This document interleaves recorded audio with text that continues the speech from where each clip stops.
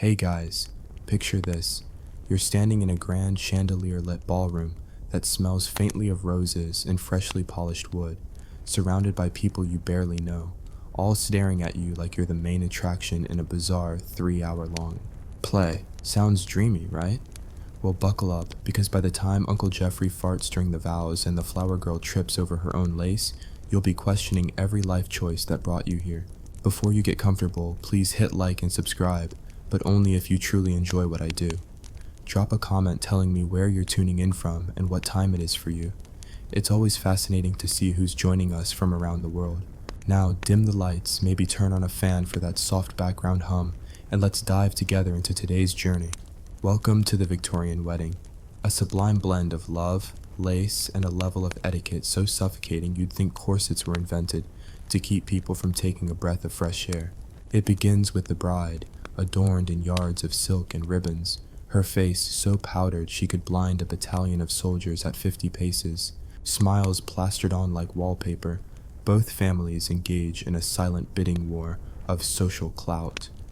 Oh, your daughter's bouquet is real orange blossoms. How quaint. We had imported exotic Turkish hyacinths naturally. Meanwhile, you, the hapless, often unwitting participant in this grand charade, attempt to navigate a maze of pleasantries. How absolutely lovely, you chirp, as you feign interest in the groom's uncle regaling you with the exact number of sheep his flock lost to a rogue fox last winter. You nod, you smile. You wonder if foxes are somehow more interesting than Victoria-era matrimony? They are, but try mentioning that at dinner. The ceremony itself is a test of endurance. Picture standing on a desk for what feels like an eternity, listening to a clergyman who's clearly half asleep, reciting vows so archaic you wonder if they've been lifted verbatim from the Magna Carta. Wilt thou have to love, cherish, and obey? You're too polite to laugh at the obey bit, but inside your head, you're staging a one-person revolt. No thank you, I object to that clause. Where's the petition? And then come the rings, tiniest metal loops forged from who knows where, priced so absurdly that somewhere in the East Indies an entire village went unfed to finance them. The bride fumbles with her gloves, the groom with his waistcoat, and the best man, bless him, drops the ring into the ornate waist-high fountain. Cue a frantic scramble, while Aunt Beatrice hisses, "Oh heavens!" After the triumphant retrieval of the ring, you're escorted off the dais and funneled toward the reception. Think of it as medieval gladiator training, but instead of lions, you face an endless gauntlet of relatives thrusting trays of confections under your nose. Sugar sticks, thin rods of sugar you peel with your teeth, pearls of candied violets, crystallized ginger that tastes like regret with a touch of cinnamon. You nod and eat to avoid offense, but halfway through the third sugar stick, your teeth are bouncing like popcorn in a kettle, and you can barely feel your jaw. But manners, dear viewer, manners. The seating plan is an intricate puzzle. You discover strangers on either side of you who will not stop talking about how their cousin's second wife's brother once attended a gathering where someone sneezed so loudly it nearly collapsed the conservatory. You pretend to be enthralled. You're not. You're mostly wondering how long until you can slip away to the garden and breathe. You creep out, only to be chased by Aunt Mabel wielding a lace-edged handkerchief, demanding your satisfaction with the roast pheasant. You smile and nod again. Yes, Aunt Mabel, it was divine. Let's talk about the entertainment. There's always a miniature orchestra playing waltzes that go on for at least an hour. You tap your foot politely until you realize nobody's dancing. You're all just standing. Then the groom's mother begins a solemn, archaic dance with her new husband, turning stiffly in circles like a porcelain doll wound up too tightly. You watch, fascinated and horrified, as other couples follow suit, each more awkward than the last. It's the Victorian version of charging your phone. It still works, but why? If you manage to survive the waltzing, you're rewarded with a highly choreographed cake-cutting ceremony. The cake stands 4 tiers tall, supported by pillars decorated with tiny cherubs that look suspiciously like they were stolen from the church. The bride takes the knife with trembling hands, and you half expect the whole thing to collapse in a sugar avalanche, sending everyone into a sticky, tear-filled panic. But no, somehow it stays intact, and they slice a sliver so small you wonder if it's meant for an insect. Everyone applauds, and the cake is whisked away for later, presumably to be sold at an auction for charity. After food, there's usually a lull. a lull so deep that you would swear the guests are collectively entering a sugar coma. Conversations stall, the orchestra resumes. The heat from all the layers of clothing builds, and you start fantasizing about modern air conditioning. You wipe your brow with the corner of a lace handkerchief that feels damp and heavy, and you realize 5 more hours to go. At this point, your survival instincts kick in. You contemplate staging a faux faint, or perhaps slipping the groom a note asking for a quick exit on the pretense of a stomach ache. But you remember the chaperones, rigid matrons poised like hawks, ready to swoop at the slightest sign of impropriety. Ah, but there's more. At some point, the bride vanishes for her personal moment, and you catch whispers of her breathlessly consoling the chambermaid for sewing up a seam that tore during the cake avalanche. She returns, pale as a ghost and determined, to face a bridal procession so saccharine it could induce cavities in the most hardened cynic. You watch her progress down the aisle toward the groom, flowers in hand, and you wonder if she's plotting revenge or just trying to make it through the next few hours without fainting in countess-worthy humiliation. And then comes the pièce de résistance, public toasts. Picture the father of the bride standing on a slightly raised platform, goblet in hand, launching into a speech that should have been edited by a committee. He reminisces about his daughter's first tooth, her first horse ride, and that one time she scraped her knee at age 7. By minute 10, you're willing her to wrap it up before the groom's uncle starts adding his own side notes. Eventually he does finish. The crowd obligingly cheers and glasses clang. You join in with your champagne flute, champagne that's been left open for so long it tastes like flat apple cider with a hint of regret. At this point, you're not really listening anymore. You're counting chairs, calculating how many steps it'll take to reach the door, and mentally composing a dramatic monologue for your exit. Ladies and gentlemen, forgive me, but I must take my leave, for I have a date with my bed and a contract to sleep for at least 12 consecutive hours. But etiquette demands a final round of applause, smiles, and curt farewells. You shake hands, you hug, you mutter thank you with genuine relief, all while silently vowing to elope if you ever get hitched in this era. By the time you step outside, the night air feels like a blessing. You catch your breath, inhale like a prisoner released from solitary, and make a beeline for the nearest carriage to escape the endless cycles of toasts, dances, and sugar sticks. You barely notice the bride waving as you depart, still garbed in her multi-layered nightmare of satin and lace, but you remember her smile, tenacious, brave, and maybe a little bit delirious. You tip your hat, tuck your gloves in your pocket, and wonder, why do we do this to ourselves? The answer is as Victorian as the wedding itself, because it's tradition, it's romance, it's absurd, and deep down, you know you'll miss the sheer spectacle of it all once you've recovered. As the bridal party departs the grand hall and piles into carriages that creak like they're haunted, you realize the true test of survival has only just begun. The carriage ride to the wedding breakfast is a ballet of ill-fitted seats and wig slippage. Your posterior end is chafed raw by horsehair upholstery, and your hat threatens to launch itself through the window with every jolt. You grip the side rail as though your life depends on it, which, in a sense, it does, praying that no wheel hops off its axle en route. When you finally tumble out at the estate's gardens, you resemble a damp rag more than a stylish wedding guest. The wedding breakfast, despite its name, a repast so ornate it might have been designed by a Baroque architect, awaits under a massive tent that smells faintly of damp canvas and boiled cabbage. You've barely taken a step inside when a footman thrusts a crystalline wineglass into your hand. It's filled with a rose-tinted concoction that tastes like someone distilled regret and sadness, then added a hint of beet juice for color.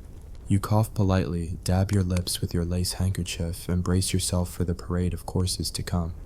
First, the soup, a thin, gelatinous broth so transparent you suspect they've forgotten to actually cook anything. Yet it's served in bowls so wide you need a footstool to reach the bottom. You stare into its emptiness and wonder if it might be better to simply throw your napkin over the edge of the tent and call it a day. But no, you're a guest, and you will ladle that broth with unwavering poise, nodding at the chef's admiration as he stands by, quickly scribbling notes for how to make it even more forgettable next year. Next arrives the fish course, gleaming on ice like a grisly trophy. You're handed a silver knife that looks like it's been used for dueling rather than filleting. As you attempt to flense the scales off, You realize that Victorian table manners were invented specifically to set civilized people apart from common fishermen, because you, dear viewer, are transforming into the latter. Bits of fish skin cling to your gloves, and you fight off the urge to hurl the whole thing into the ornamental pond and call it aquatic liberation. The pièce de résistance is the roast, an entire joint of beef the size of a small child, carved at a pace that could qualify as geological time. The carving knife is so heavy and unwieldy you fear it may buck you off like a bronco. Your neighbor, Lord Pembroke, who spent the last half hour regaling you with details of his last hunting expedition, leans over and whispers, "Use your fork like a skewer," as though you're a toddler learning to eat. You jab ineffectively, send gravy splatters across your lap, and end up with a hunk of meat that looks suspiciously like a tire tread. You chew politely, only to discover the roast is tougher than a politician's promise. Between courses, the speeches commence, and by between, I mean during, because no one thought to pause the oratory in favor of digestion. The maid of honor stands up on a chair, brandishes a napkin like a flag, and recounts a tale so long and labyrinthine about how the bride once rescued a drowning duck in the village pond that you start to worry the poor duck might still be halfway submerged. The best man, in a valiant attempt to outdo her, launches into a stand-up routine about the groom's midlife crisis on a steamer trunk in Dover, culminating in a punchline so indecipherable you suspect it was delivered in Latin. With your stomach distended to an alarming degree, and your will to live collapsing faster than the carriage wheels did, you consider making a break for it. Yet every glance toward the tent flap reveals a phalanx of chaperones, pocket watches in hand, prepared to swoop in if you so much as twitch toward the exit. Instead, you steel yourself for the next act, the grand promenade through the rose garden, adorned in their finery, if finery includes fabric so stiff you feel like a suit of armor. The guests begin the stroll. They move in perfect conformity, like well-trained toy soldiers. You shuffle behind, each step an exercise in self-control, as hidden tree roots threaten to trip your ankles. The air is sweet with blooms, but you notice unsettling patches of mud, the byproduct of last night's rain, that would send your shoes into ruin if you glanced down. So you stare at the ground ahead, feet moving by muscle memory, sweating under velvet and brocade, keenly aware you're a walking fossil in a parade of living relics. Midway through the promenade, there's a bizarre interlude known as the bouquet reveal. The bride stands atop a small dais and dramatically holds aloft a handful of flowers so heavy your biceps ache just watching. She tosses them backward into the throng, a gesture that should be romantic, but instead resembles an overzealous referee hurling a yellow card. The guests lunge, elbows flying, hairpins skittering across the lawn like discarded landmines. You duck behind a hedgerow, praying not to be smacked in the head by a wilting rose. At long last, you and the others who managed to avoid floral injury return to the tent for a puzzling affair called the wedding breakfast games. These consist of trivial pursuits, a spoon and egg race where the spoons are curved so poorly that eggs catapult off with astonishing velocity, and a three-legged race between the bride's younger cousins, who fall over at such frequency you suspect the legs may be hexed. You're invited to join, of course. In Victorian etiquette, refusing a game is akin to declaiming a lack of respect for His Majesty. You hobble through a half-hearted trial of dexterity, almost slipping into a soup tureen, and gingerly extract yourself before any formal reprimand can be issued. As the sun dips beneath the hedgerows and the lanterns are lit, creating flickering shadows that make the entire affair resemble a gothic novel come to life, you realize that the day's tribulations are far from concluded. The evening's entertainment is a parlor show.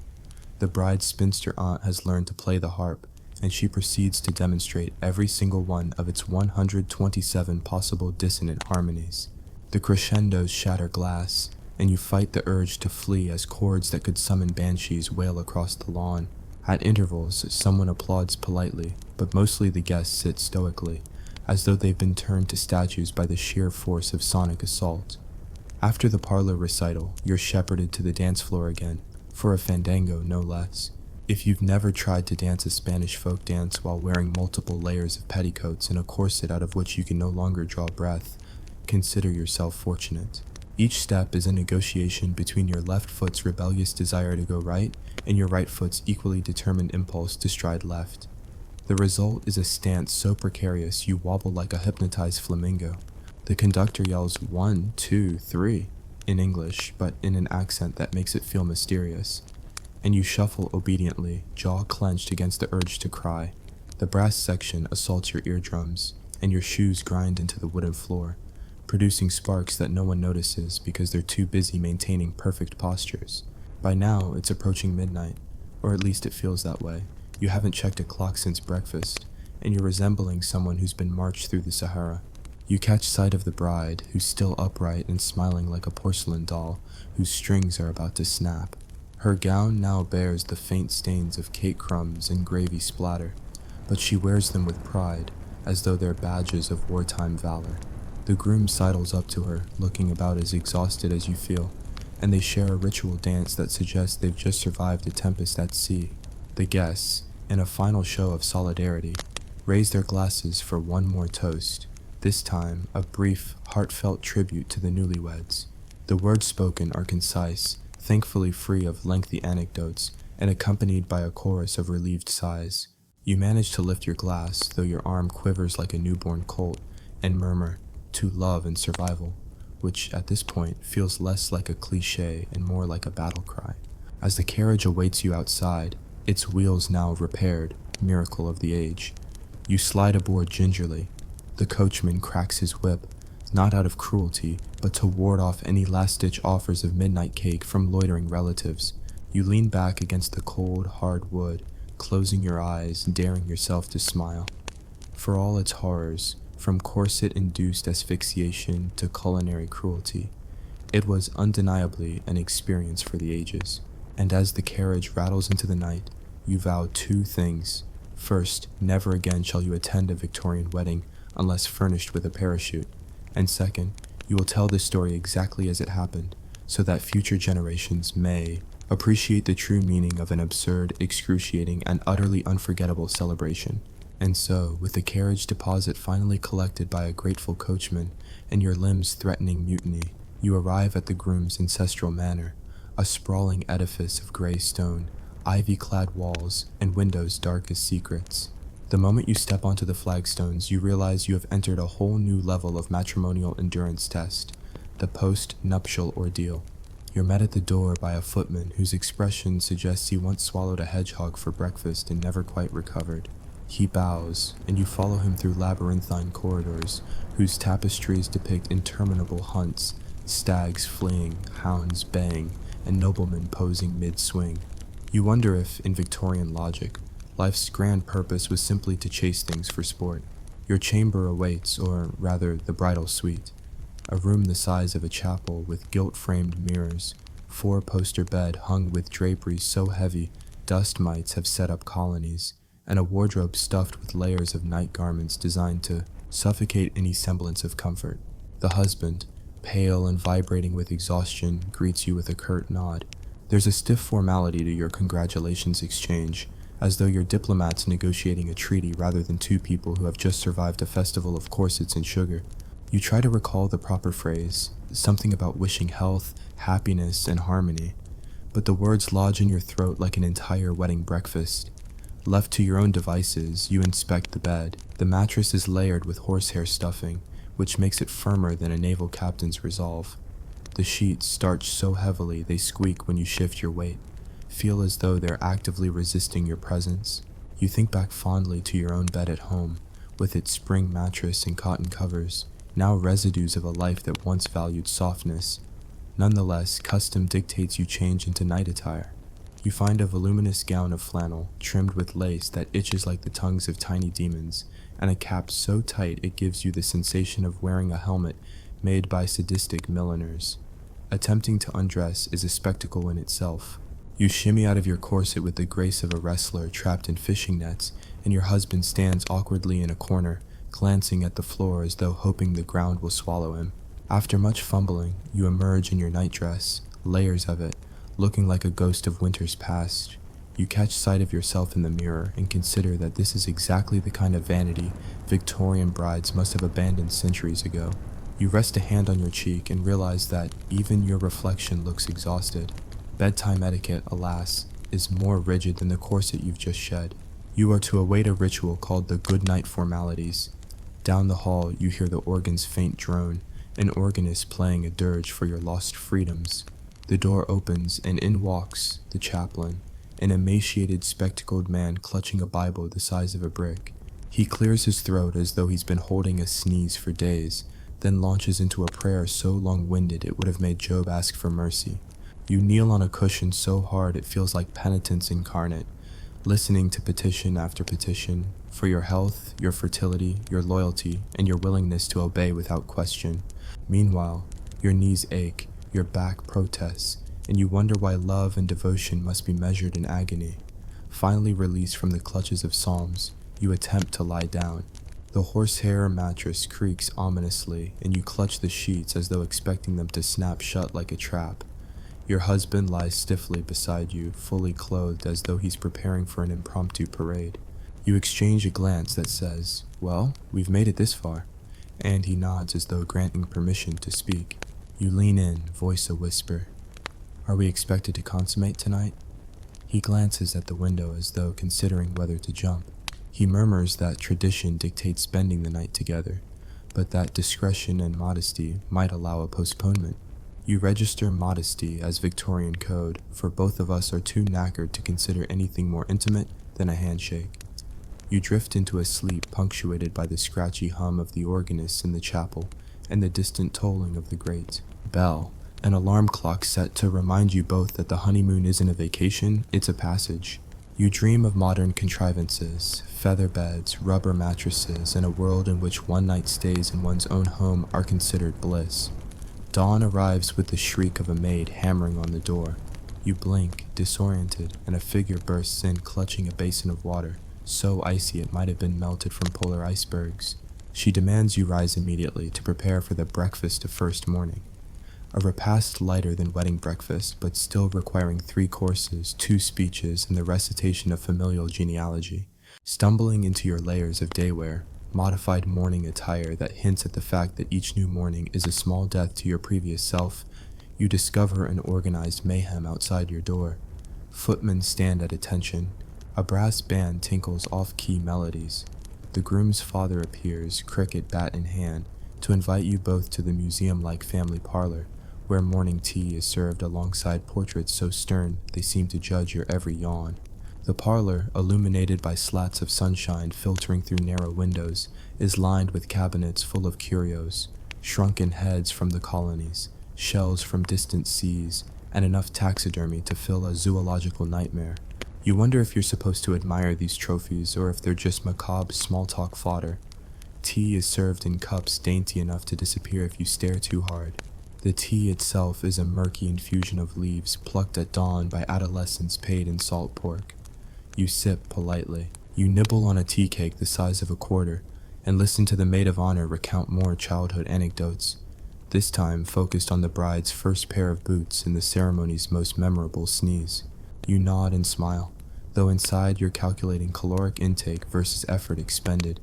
If you burn more energy blinking than the calories in that tea cake, are you really breaking even? The bride finally emerges wearing gloves that seem designed to amputate fingertips. She flits into the parlor like a butterfly with a vendetta, cheeks flushed by the lacing of her stays. She greets everyone with a poised curtsy, radiating the illusion of ease. In truth, you suspect her internal organs have taken refuge under her ribcage, seeking sanctuary from the constant pressure.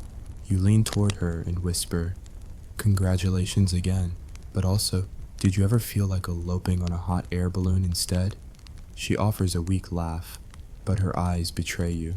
They're the eyes of a warrior who survived the siege of medieval hospitality. Next on the agenda is the official portrait. An artist awaits you in the drawing room. Brushes poised, canvases ready. You stand, hands clasped, in front of a heavy velvet backdrop and attempt to look happy. The artist instructs you to imagine you're gazing into the groom's eyes with undying devotion. You try, but every muscle in your face contorts into remorse for the living. The artist chatters about light and shadow, oblivious to your dying desire to escape. After 20 minutes of posing that seems to violate every principle of bodily comfort, he retires with a triumphant smile. You place a hand gingerly on your hip and try not to collapse onto the nearest ottoman. At long last, lunch is served. Yes, another meal. because Victorian marital bliss apparently operates on an endless cafeteria schedule. You trudge to the dining hall, your feet swollen and your soul thirsting for revolt. There's a salad course featuring lettuce so lifeless it could have been dug from a crypt, and cold cuts arranged in geometric patterns that scream form over flavor. You pick politely at the edges, wondering if anyone would notice if you swapped your share with a dog's dish out back, but instead you chew a brittle ribbon of ham and swallow with determination. Between bites, you learn that the morning's pièce de résistance is a guided tour of the manor's private library, a room so vast that explorers once got lost for 3 days. The librarian, a gaunt figure with spectacles perched on the tip of his nose, insists on reading you passages from dusty tomes about estate law and pepper cultivation in the East Indies. You nod so vigorously your head threatens to detach.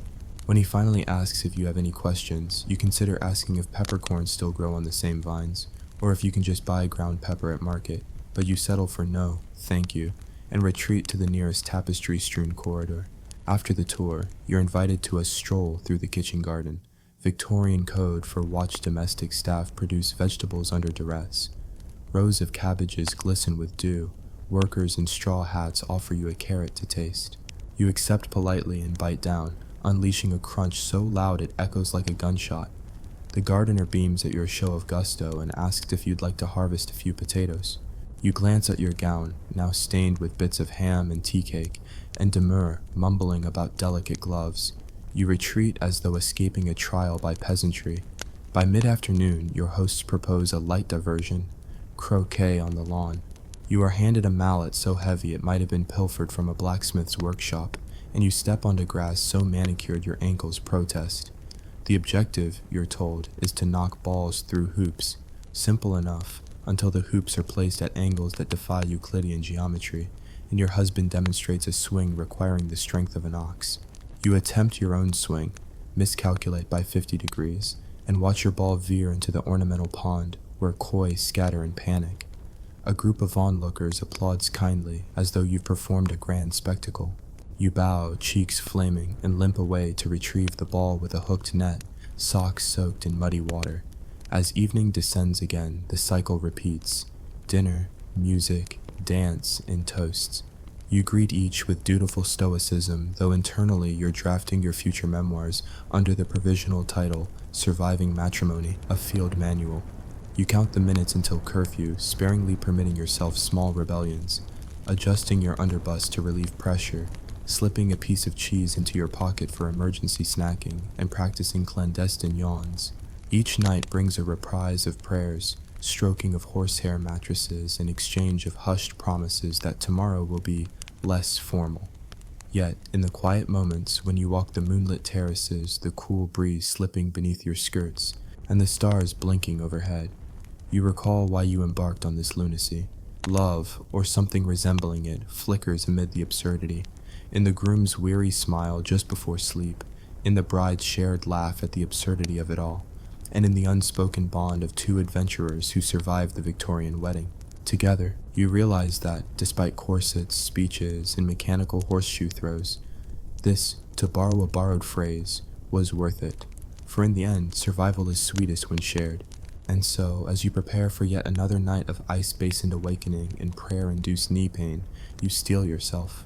There is still one more day of decrees, rituals, and confectionery torture to endure before you can truly collapse into the arms of modernity.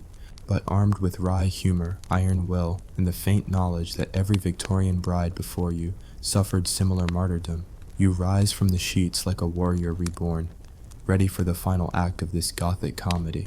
The grand finale awaits, and you, dear viewer, will want to witness every excruciating, absurd second. And so dawn breaks on your fourth and final day of Victorian matrimonial splendor, a day that, by all rights, should consist of nothing more taxing than a leisurely breakfast and the untying of corsets. Yet, in this era, simplicity is as mythical as unicorns, and you brace yourself for yet another chapter of ceremonial absurdity. The morning's first trial is the thank you scroll. You are presented with a sheaf of heavy parchment, edged in gilt, upon which you must inscribe messages of gratitude to every craftsperson, footman, and distant cousin who contributed to the chemin festivities. Beneath flickering gaslight, Quill in hand, you attempt to craft sentences that balance genuine warmth with the requisite flamboyant flair. My deepest appreciation to Master Talbot for his exquisite arrangement of hyacinths. May your garden forever bloom in prosperity. Your hand cramps after the fifth flourish, and you wonder bitterly why modern stationery allows for ink cartridges instead of endless dipping.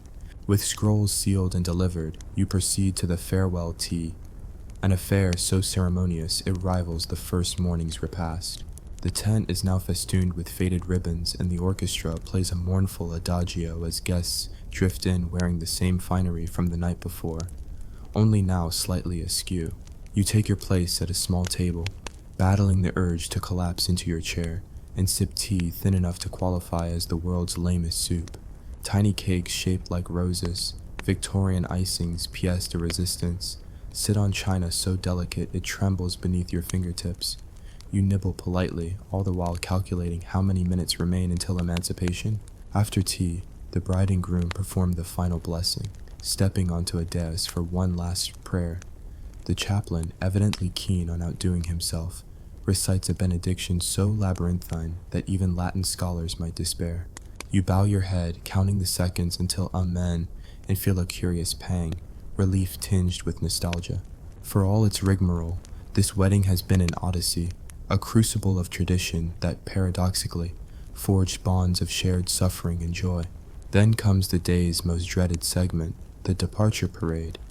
You line up with fellow guests on the front steps of the manor, each armed with a ribbon favor, a tiny token of thanks, usually a sachet of lavender or a stick of rock candy. As the newlyweds descend the stone steps, you shower them with petals, many of which have wilted into soggy confetti. You throw your handful, but in your half-delirium, half of them land awkwardly in your neighbor's hair. She smiles politely, though you suspect she's cursing your aim in a volume only hymns could drown out. Once the couple reaches their carriage, a stately coach bedecked with black ostrich plumes, the coachman tips his hat and the horses rear in dramatic Victorian fashion. The carriage doors close, and you hear the soft rustle of satin and lace as it glides away, carrying the bride and groom toward their future. You watch until it disappears around the bend, then exhale so deeply your corset feels the recoil. The final ritual is the carriage farewell, in which guests climb into their own carriages for the journey home. You find yourself wedged into a seat alongside Dr. Fitzwilliam, whose obsession with the health benefits of a leeching has dominated every dinner conversation. He leans close to describe the merits of bleeding as a cure for excess humors, and you nod absently, imagining yourself as a medieval patient strapped to a table. You glimpse your reflection in the window, pale, disheveled hair escaping its pins, eyes rimmed with exhaustion, and recognize the person you were at the start of this marathon, bright-eyed, optimistic, and blissfully unaware of what awaited. But then Dr. Fitzwilliam pauses, peering at you incongruously through his pince-nez. You did remarkably well, he observes. Few survive unscathed.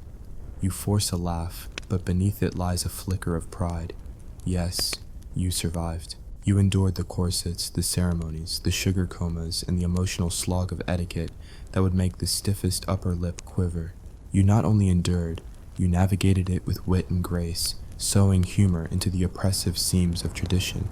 As the countryside slips by, the rolling fields and hedgerows whispering in the morning light, you reflect on what you've learned. Victorian weddings, for all their absurdity, are an exercise in community, a grand if exasperating ritual that transforms families into actors on a stage of pomp and circumstance. They teach patience, resilience, and the power of shared ritual to bind souls together. They also reveal that love, like a corset, can be both constricting and strangely comforting, urging us into new shapes even as it reminds us of our humanity. By the time you disembark at your own doorstep, sunlight warming the cobblestones, you feel strangely buoyant. You step inside, shrug off your gloves, and rest your weary feet by the hearth, an oasis of modern comfort. You run a finger along the mantelpiece, pausing at a solitary rose petal from the ceremony, and smile at its faded beauty. It's a keepsake of the absurd and marvelous spectacle you've just survived. That evening, as you settle into your modern bed, the kind with springs that yield to your body, cotton sheets that beckon like clouds, and a mattress so soft it might envelop you in a cloud of contentment, you realize you've returned not just from a wedding, but from a world apart. You drift off to sleep, dreaming of gaslights and grand halls, of lace and ceremony, and of the courageous bride who braved it all. And tomorrow? Tomorrow, you'll awaken with a newfound appreciation for simplicity. Breakfast of eggs and bacon, coffee that doesn't taste like regret, and clothes that don't require an army of dressers. You'll carry with you stories to regale friends, tales of sugar sticks that shattered teeth, of promenades that tested ankle stability, and of heartfelt toasts that stretched your endurance to heroic lengths. You'll share the lessons of patience, humor, and solidarity, and you'll remind everyone that love's true test lies not in softness, but in the ability to laugh through the absurdity. So here's to Victorian weddings, to their steel-boned corsets, their saccharine ceremonies, and their labyrinthine rituals. May we honor their spirit by remembering that every grand spectacle, no matter how confining, can be surmounted with a smile, a quip, and the unwavering belief that, on the other side, awaits a modern world of respite and genuine ease. And may we all live to tell the tale, without another sugar-induced dental catastrophe. Imagine stepping into a candlelit boudoir, the walls thick with the scent of lavender and mothballs, the air so still you can hear your own heartbeat thundering in your ears.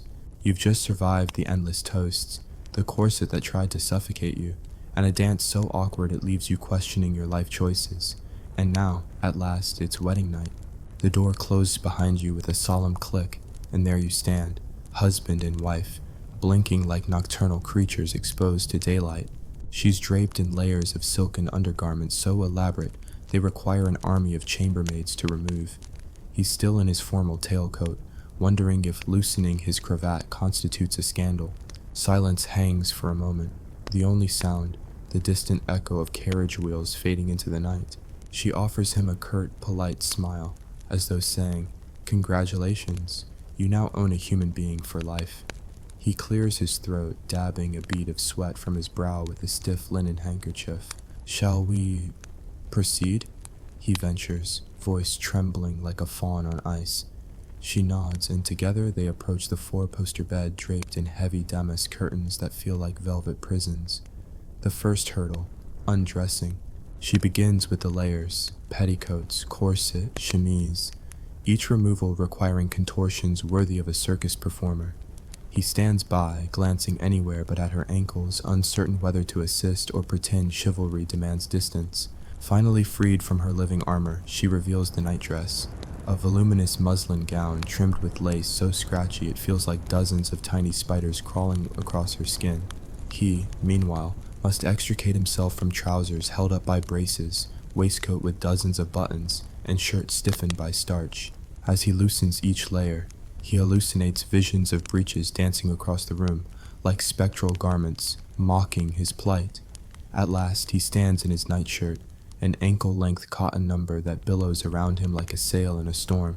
They perch on the edge of the bed, facing each other in near darkness, shadows flickering across their faces from the lone candle on the nightstand. Tradition dictates they say a prayer, but neither knows the proper words, so they exchange awkward glances. He clears his throat again. "For better or worse?" She interrupts with a sudden fit of giggles, the tension breaking like a window shattering. They realize neither of them truly understands what comes next. He reaches hesitantly to draw back the bed curtains. The mattress inside is layered with horsehair, firm enough to break one's spine if one flops too enthusiastically. The sheets are starched so heavily that even the slightest movement sounds like paper tearing. He pulls back the covers, revealing a neatly made bed that seems to glare at them in judgment. They climb in gingerly, aware of every crease, fold, and protruding seam. The candle flickers, throwing playful shapes on the walls, shapes that could be angels or demons, depending on how squeamish you are. They lie side by side, inches apart, and for a long moment neither moves. Each wonders, is this supposed to be romantic? Did Jane Austen approve of this? Did any Victorian bride feel actual desire under these conditions? Or was the wedding night merely a checkbox in the grand ledger of matrimony? He clears his throat again. "Shall I remove the candle?" She nods weakly. In the ensuing darkness, they fumble for each other's hands. It's the kind of fumbling that in modern times would be called awkward foreplay, but here it feels more like Morse code. Dot, dash, dot. Can you find the rhythm? Their clothing, discarded on the floor, seems to mock them. He steps on a corset busk and nearly topples. She catches herself on a petticoat's hoop, spinning like a broken carousel. At last, they meet in the center, half draped in blankets, and exchange a tight embrace. He smells faintly of rose water and horse sweat. She smells of lavender tears and desperation. Then comes the trial by fire, navigating the sheets without ripping them, avoiding the bedpost that looms like a silent sentinel, and positioning two strangers so that they both achieve, well, that part of the wedding night ritual some people call consummation. In the dim glow of the dying candle, they attempt positions that in paintings look graceful, but in reality involve groans, misaligned limbs, and the risk of limping for a week. At one point, he loses his balance, topples onto the mattress with a thud, and she bursts into helpless laughter, laughed so hard she nearly chokes on her own petticoat. He joins in, and soon the boudoir echoes with their mirth, a ridiculous contrast to the solemn vow they made hours ago. They realize that survival may not be about perfect performance, but about finding humor in horror. Finally, breathless and disheveled, they collapse side by side, the candle gutters casting low light across their flushed faces. They lie in silence for a moment, each catching their breath, each aware that there will be years of letters, shared breakfasts, and social obligations ahead. But here, in this tiny chamber, they share a secret camaraderie born of absurdity and awkward triumph. She reaches across and switches off the candle, plunging the room into total darkness. He nods and they close their eyes, hearts still racing from the ordeal. Tomorrow, they will rise to more ceremonies, more family hierarchies, and more rituals that test their endurance. But tonight, they rest, two allies in the unspoken truce of marriage, survivors of the wedding night in the 1800s. And as they drift into uneasy sleep on that rock-hard mattress, they dream not of love at first sight, but of spring mattresses and cotton sheets, and the possibility that someday, the world might discover comfort on the other side of tradition. The dawn light seeps through the narrow window slats, painting striped shadows across the mosquito net you didn't know you had. You awake with a start, heart pounding. You're not sure if it's the memory of last night's gymnastics or the distant clatter of chamber pots being emptied in the courtyard. You lie still, limbs tangled in the scratchy sheets, and realize the worst is yet to come. The morning after rituals of an 1800s wedding night. First order of business, disentangling yourself from the bedding without attracting a battalion of startled maids. You inch an arm free only to snag your sleeve on a fraying sheet corner, a trap set by ill-maintained textiles. The rustle echoes in the silence, and a chambermaid's silhouette appears at the doorway, clipboard in hand, eyes like filing clerks marking infractions. She eyes you expectantly. "Mrs., your nightcap, if you please." You nod, though your brain scrambles to remember which of the three lacy contraptions you sacrificed for last night's sleep. The maid returns and finds you in disarray. Hair like tangled brambles, camisole askew, and suppresses a tut of amusement. You suppress a desire to strangle something. Soon, the husband, emerges from his own chamber, blinking like a man who just remembered he left his stovepipe hat on the kangaroo he rode in on. He's clad in a white shirt so stiff it creaks, and his cravat hangs at an angle only a toddler could love. You share a look that says, "Shall we adjourn for breakfast and never speak of this again?" But etiquette forbids collusion. You must proceed to the first morning assembly, wherein guests gather in the drawing room to discuss last night's festivities as though they were reviewing a theatrical performance. You shuffle down the corridor, hand in hand, an act that's partly comfort-seeking, partly moral support, and enter the drawing room, which is already full of yawning relatives clutching teacups. The chandeliers glitter like stalactites of doom, and the fireplace holds embers that whisper of last night's blaze.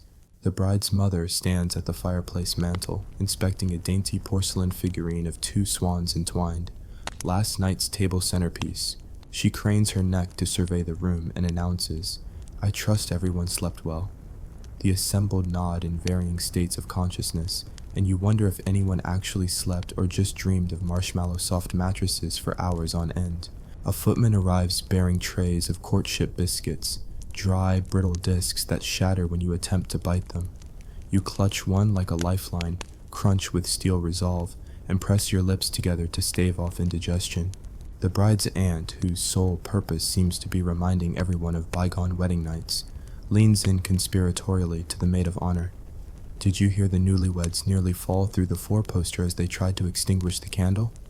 Continuing to sweat force a laugh, even though you'd rather confine her to a padded room. Once the morning pleasantries conclude, you are summoned to the bridal toilette, the Victorian euphemism for being dressed again, only more painfully. You retreat to your bedchamber where a battalion of maids awaits, each armed with a hairbrush, scented water, and a corset. The hairbrush alone has bristles so stiff they could sand wood. They tug, tease, and smooth until your hair resembles a gilded nest, and none of it stays in place for more than 2 steps. Meanwhile, they lace you into a corset that feels as though a bear trap is locking around your ribs. One maid perenniates the process. Breathe in now, she urges sweetly, as though you have any choice. You hobble, gasping, until she's satisfied that your waist measures precisely 60 centimeters at its smallest gasp. Next, they layer petticoats, 12 of them, each one heavier than the last, and a skirt so voluminous you fear you'll never see your feet again. In you goes a bustle, rigged to mimic the curvature of a well-fed pheasant, and a bodice so tight it could double as a tourniquet. You examine yourself in the towering mirror. You look like a porcelain doll packed in layers of tissue paper in mourning for your former mobility. Reclaiming consciousness from this ordeal, you venture downstairs for breakfast. In the dining hall, 8 footmen stand at attention, exchanging nods as you enter. The groom's father stands at the head of the table, reading the morning's telegrams from distant relatives who couldn't attend, each message more verbose than a Dickens novel. You perch on a chair carved like a throne ship and accept a cup of coffee that tastes of oak and regret. Beside you, the groom picks at an omelet so thin it might as well be an egg-flavored sheet of paper. Then the morning reflection commences, a round-table discussion led by the bride's uncle, whose passion for genealogical minutiae surpasses his grasp of personal boundaries. He opens a leather-bound register, flips to the entry labeled "Yesterday," and proceeds to read aloud every morsel of news.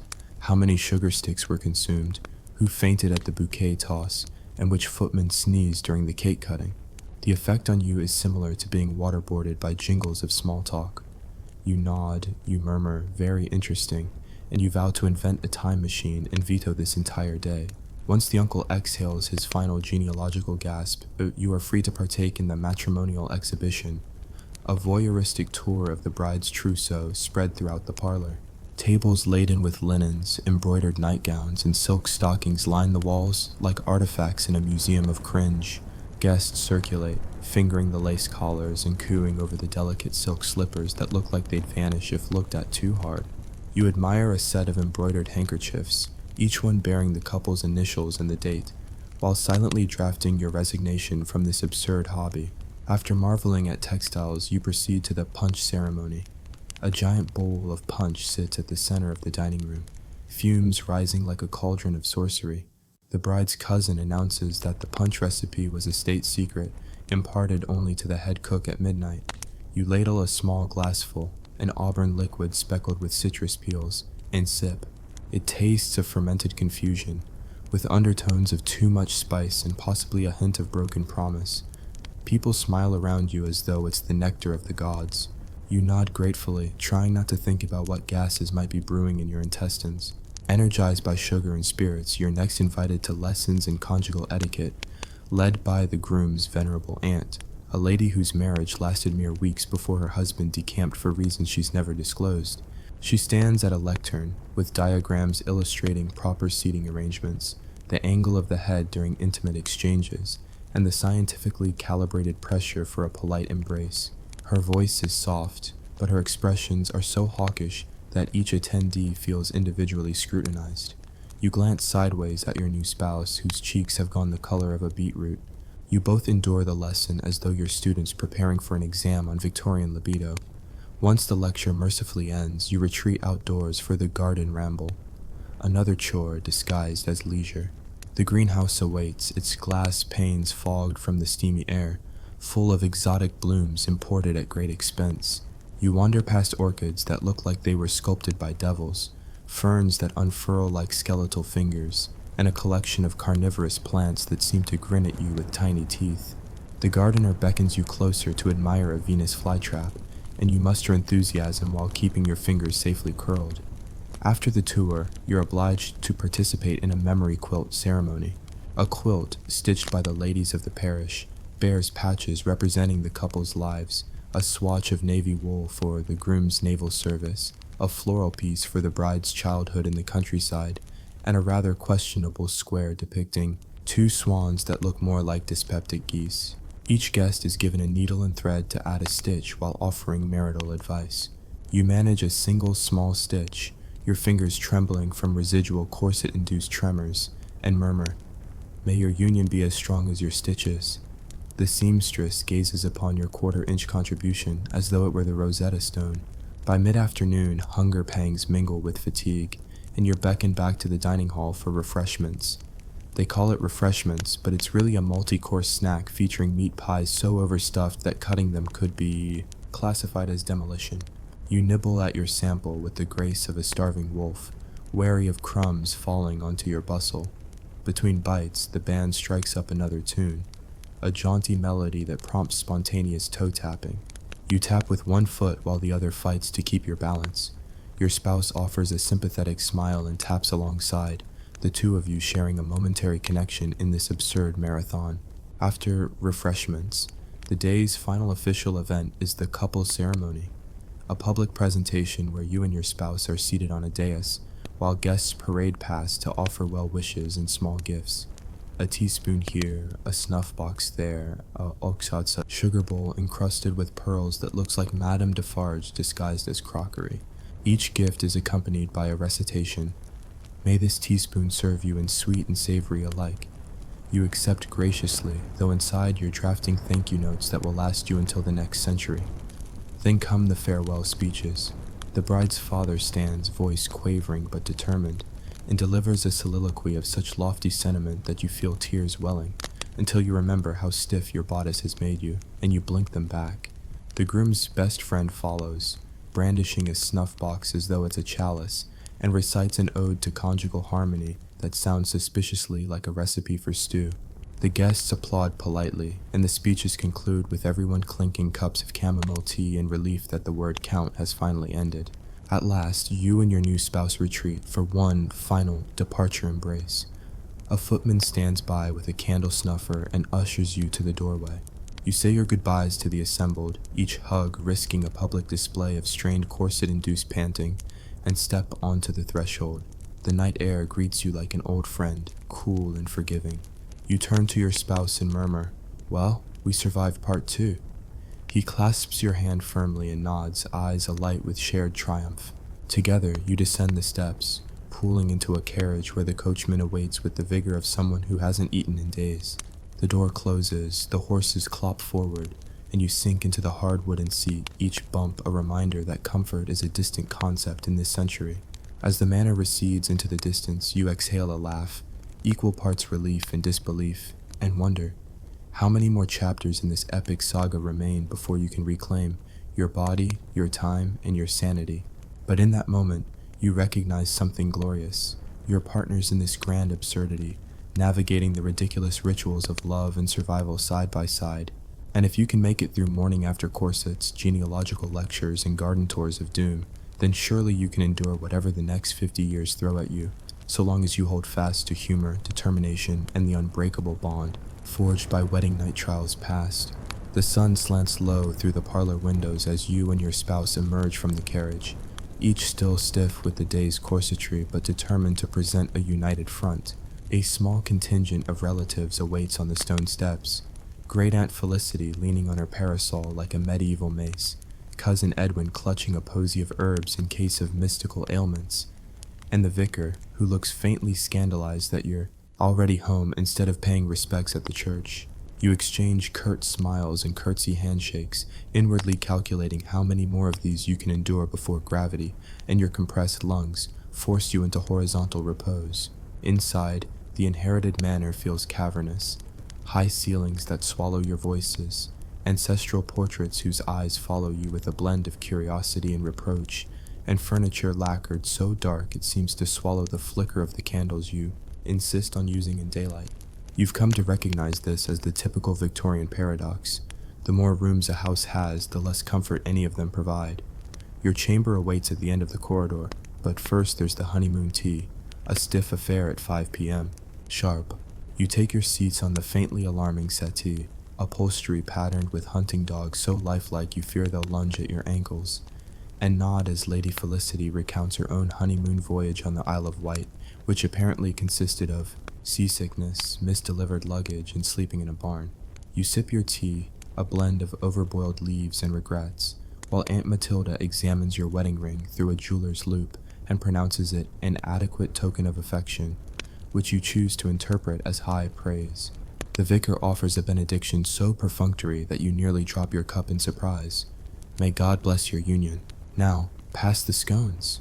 You comply, chewing quietly on rock-hard scones that threaten to bring down one of your molars, and resist the urge to remark that perhaps dietary endurance should be considered part of the marriage vows.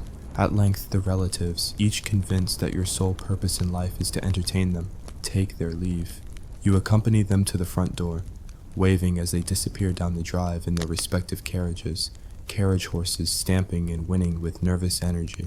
When the last carriage's dust settles, you close the door, lean back against it, and exhale a sigh so profound it rattles the glass panes. For a moment, it's just the two of you, husband and wife, alone in the echoing hush, free from unsolicited advice on family planning, sewing circles, and livestock management. Yet the respite is brief. A footman appears to remind you of the next obligation, the first evening assembly. You blink. He clarifies, it's the ceremonial lighting of the manor's gas lamps, a solemn ritual dating back 2 generations and involving no less than 6 footmen, 3 candles, and a high ladder. You nod dutifully. After all, you wouldn't want to offend the lamp lighting society. Soon you're out in the courtyard, watching as the footmen clamber onto the ladder like acrobats, risking life and limb to adjust valves and ignite jets of flame that sputter to life with grand theatrical flair. The manor's facade glows, gargoyles emerging from their stone shadows, and you and your spouse applaud, partly from genuine wonder, partly from relief that nothing more complicated is expected of you tonight. Back inside, you're ushered into the dining hall for supper too. Cold cuts, this time accented with jellied eels that glisten like gelatinous confessions, cheese so pungent it could strip paint, and Madeira wine aged enough to have opinions about your life choices. You pick daintily at a slice of ham, secretly dreaming of modern charcuterie boards, and nibble a cube of Stilton that challenges your nasal cavities. At your side, your spouse lifts a glass of wine and toasts to survival, and you clink gently, so gently that the glasses shiver rather than sing. The vicar returns, this time clutching a small harmonium, and proposes a sing-along of hymns. You exchange a look. You can barely huff out a coherent breath in the upright position, let alone deliver the altos of Rock of Ages. But refusal would be worse. So you join hands, another heartfelt gesture in Victorian etiquette, and muster 3 verses before your voice cracks on the 3rd line. The vicar beams, oblivious to your internal vow never to subject your vocal cords to such torture again. Finally, you're released for the night, though release in this era loosely translates to shifting your weight from one corset to another. You find yourselves once more in your bedroom, the chambermaid awaiting with the next night's ensemble. Lighter corset, a nightdress embroidered with the family crest, and an updated headpiece that promises to secure your coiffure until breakfast. She deftly reins you into the contraption, tightening each last until you're convinced your ribs will fuse into a single bone. She departs with a curt nod, leaving you and your spouse blinking at each other across the dimly lit room. The second wedding night is markedly different from the first. No clumsy candle extinguishments, no bedpost near misses, only a ritual of cautious closeness. You undress, as best you can under supervision of zealous maids, and slip into bed, the sheets this time slightly less starched, though still stiff enough to double as armor. You lie together quietly, each acutely aware of the other's heartbeat and the ancient mattress's groans. Your spouse clears his throat, the same faunish tremor in his voice. Shall we try again? You smile, a real one this time, a shared truce. You reach out, find each other's hands, and navigate the ordeal with fewer tripwires and more laughter, a kind of intimate choreography born of yesterday's mistakes. After a tender, if not graceful reunion, you drift towards sleep, ironically comforted by the thought that perhaps marriage is less about perfection and more about perseverance. The candle gutter snuffs itself and darkness envelops you, a gentler darkness than the first night's flailing velvet confines. You cling to each other, breath softening to the rhythm of mutual exhaustion, and for a moment, you feel something beyond corsets and protocol, genuine companionship. Morning, 3 arrives with the shrill ring of the chamber pot's disposal and another insistent rap at the door. You emerge, blinking, into the dawn rituals. Another tea, another corset, another surgical layering of petticoats. Yet now there's a spark. You exchange private glances with your spouse, a small rebellion of solidarity in your eyes. You endure the corsetry together, sharing jokes and whispers while the maids plaster rosewater powder on your cheeks and adjust your stays. If the day will be another gauntlet of family obligations, at least you'll run it hand in hand. The third day's itinerary might include inspecting the stables, entertaining local dignitaries, or presiding over a goose-plucking demonstration, each as absurd as the last, but you face it fortified by laughter, that magic tonic. The same corset that once felt like a medieval torture device now serves as a secret reminder. You've survived worse already, and you'll survive whatever lies ahead. By evening, when the 4th night's chambermaid arrives, you solicitously warn her that you plan to sleep in shifts, an arrangement you've concocted to maximize breathable seconds between tight lacing.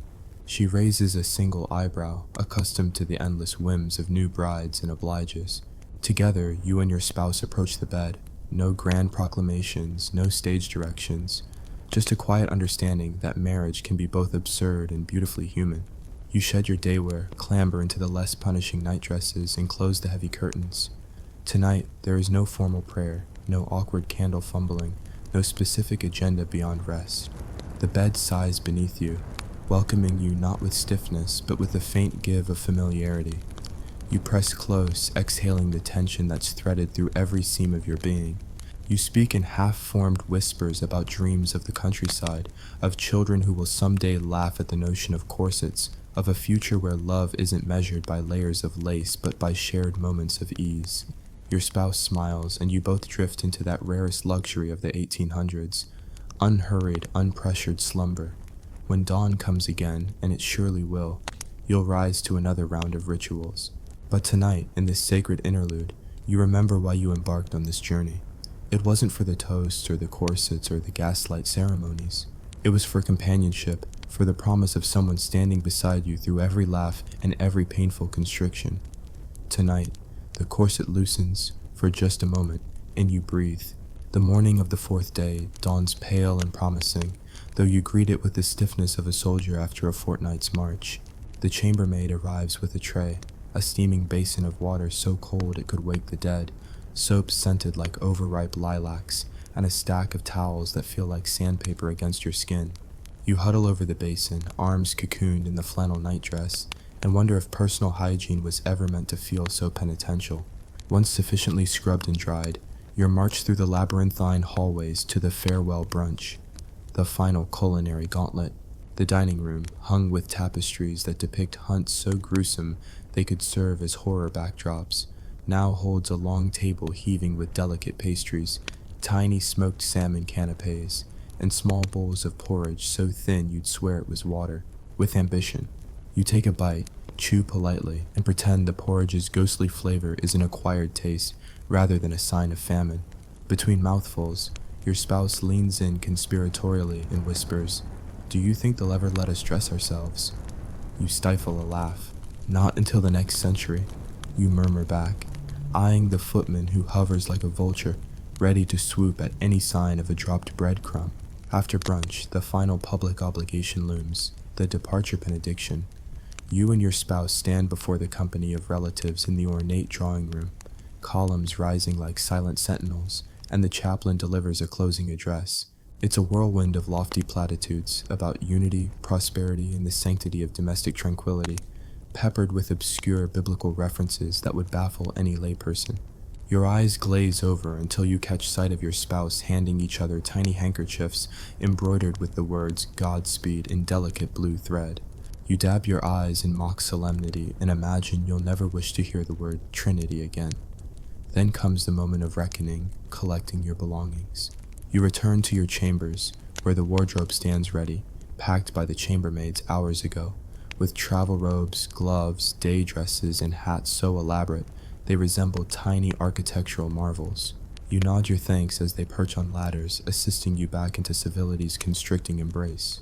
You slip into a coat stiff with starch, slide your hands into gloves that fit so snugly you can barely close your fist, and perch a bonnet atop your head, its ribbons tied into a bow that feels like a noose. Your trunks are brought in, dark wood bound in iron, wheels squeaking under the weight of your essentials. You pat one lovingly, it's been your reluctant companion since the nuptial whirlwind began, and wonder if any trunk has ever yearned more to be cast into the sea. Downstairs, the carriage is harnessed and waiting. The horses, well fed and weary of their starring role, paw at the gravel impatiently. You and your spouse climb aboard, the carriage's interior plush enough to lull a dog into slumber, yet you sit ramrod straight, still half expecting a footman to appear and chastise any lapse in posture. As the carriage jolts forward, you wave goodbye to the ancestral manor, its looming silhouette receding through the morning mist. You feel a pang of something bittersweet, relief, certainly, but also a curious fondness for the absurdity you've endured. You survived 4 days of corsets that constricted like vice grips, sugar-laced beverages that dissolved your willpower, and an endless loop of etiquette so rigid it could fracture bones. Your spouse clears his throat, still uncertain if throat clearing isn't a scandalous attention grabber, and raises a gloved hand. "To us," he declares, voice firmer than you've heard in days.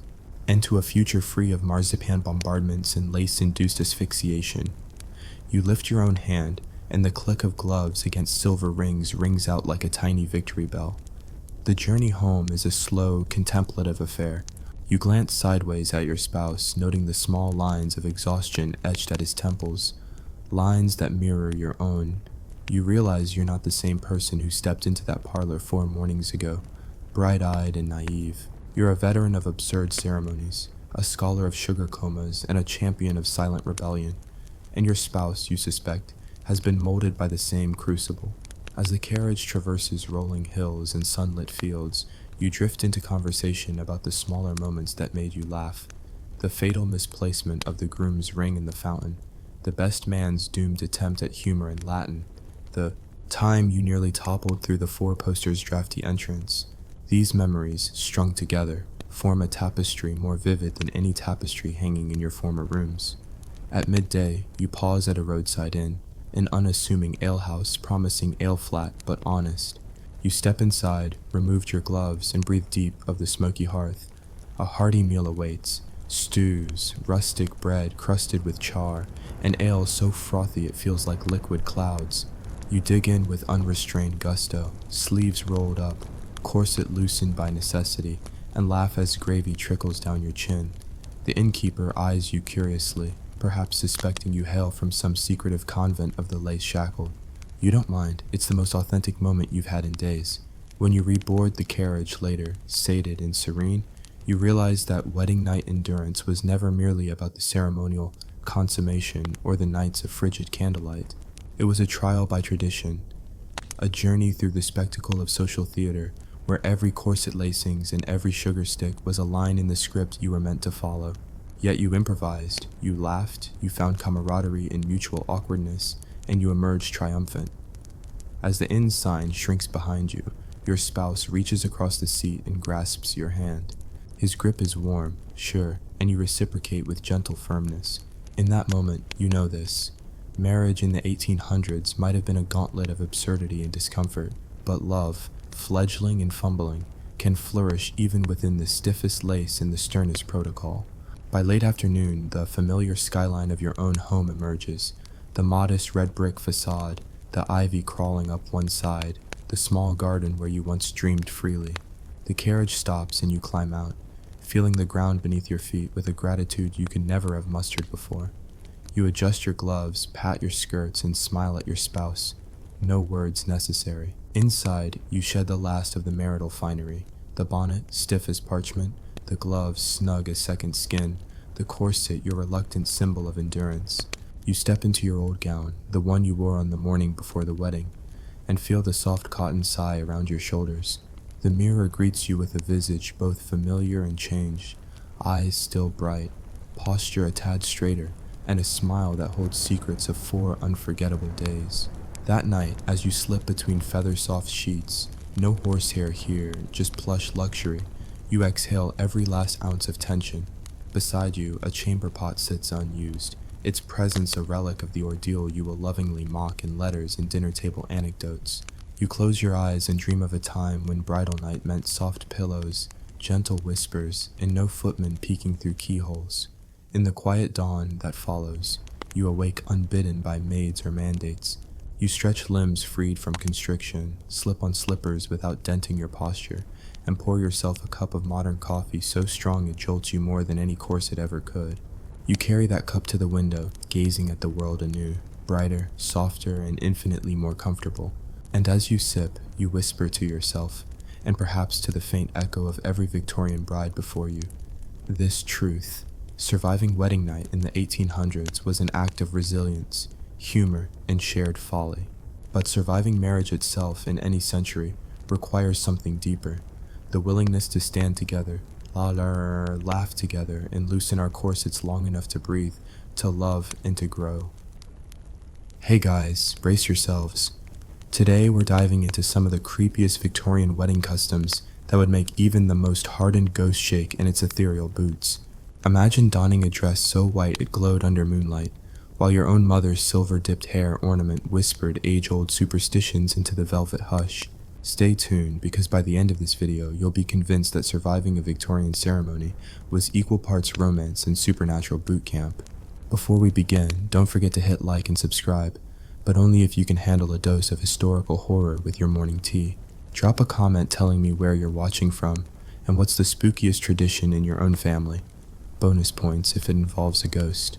Now, dim the lights, light a single candle, carefully, of course, and let's unearth these macabre matrimonial rites. The ornate mourning veil. In Victorian England, death was never far from the realm of matrimony. Brides often wore black satin mourning veils, called crêpe de deuil, beneath their white gowns as a ward against ill fortune. It wasn't just aesthetic. Superstition held that the spirit of a recently departed relative might attempt to steal the bride's life force on her wedding night. Draped in mourning silk, the bride was both honoring the dead and hiding her true visage from wandering souls. Imagine saying "I do" while looking like a walking funeral procession. Nothing says eternal devotion like inviting ghosts to crash your honeymoon.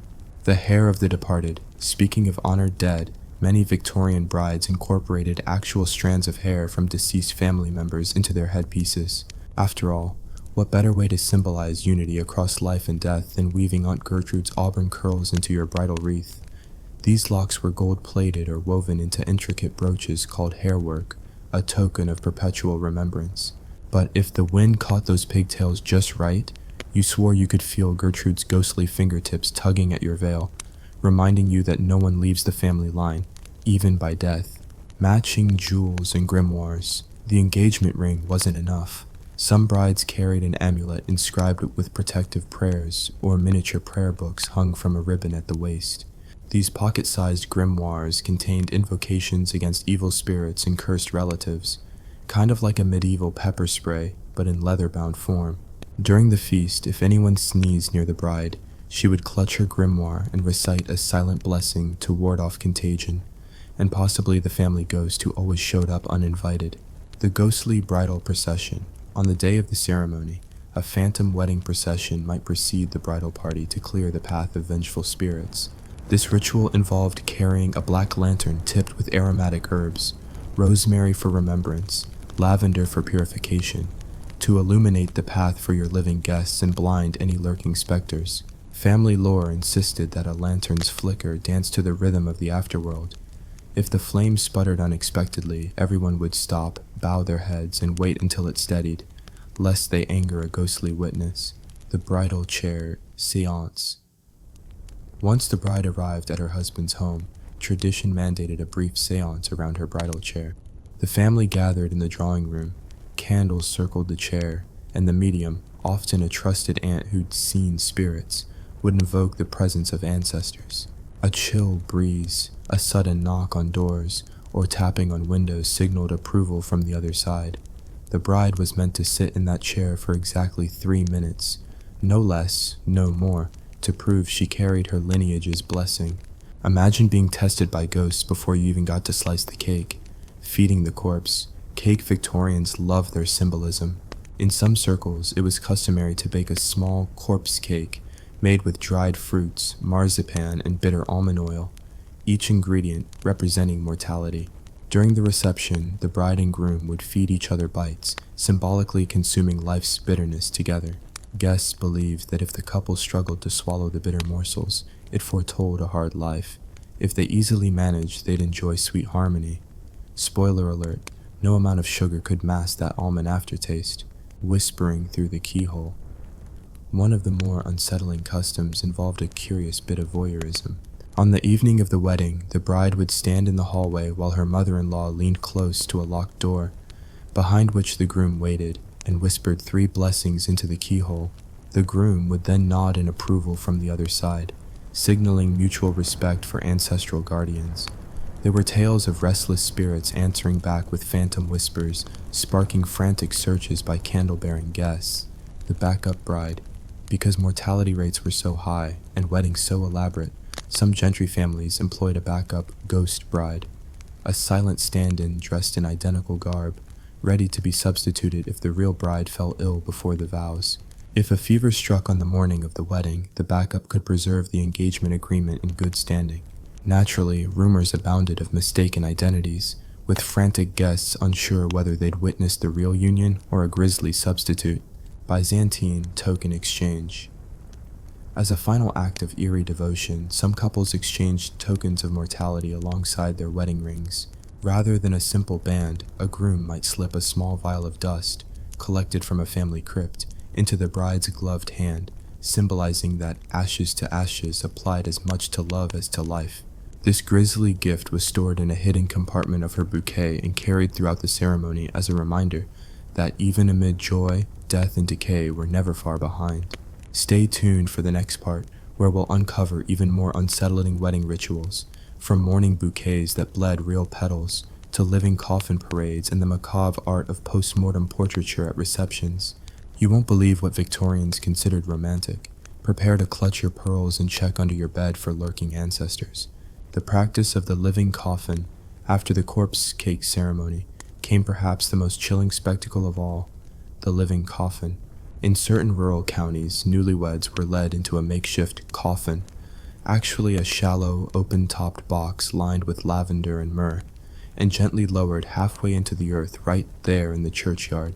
The bride and groom would sit side by side, their hems brushing the cold soil, while the vicar intoned prayers calling upon the saints to guard their union beyond the veil of mortality. Spectators formed a ring around the box, tossing rose petals into the grave's damp embrace. The couple remained in this half-burial for precisely 5 minutes, a symbolic reminder that life and death walk hand in hand. Emerging pale and trembling, they were helped back to standing by their families. The bride's skirts were brushed of dirt, and the groom's coat was de-dusting with a mating feather. None admitted how many seconds they feared the earth might swallow them whole. Mourning bouquet of bleeding flowers, continuing the floral theme of funerary flair. Some brides carried bouquets of specially prepared bleeding blooms. Florists steeped white roses and lilies in water, dyed with cochineal and pomegranate juice, giving the petals a trickle of crimson at the edges. Guests believed these bleeding blossoms symbolized the life force flowing from bride to groom and acted as a warning: love can wound. As the ceremony progressed, the petals would stain the bride's gloves and gown with jagged splotches of red, prompting frantic dabbing with lace handkerchiefs. More than one bride fainted under the illusion that she herself was bleeding for love's sake, an effect both horrifying and, in the era's eyes, deeply poetic. The mirror invitation. Rather than hand out paper invitations, some Victorian families employed a more spectral method: the mirror invitation. A small, hand-etched mirror, no larger than a hand mirror, was delivered to each guest's household. Inscribed in reverse across the glass were the wedding details, visible only when held at a precise angle and illuminated by candlelight. Recipients felt compelled to peer into the mirror, thus invoking a reflection of their own face alongside the uncanny message.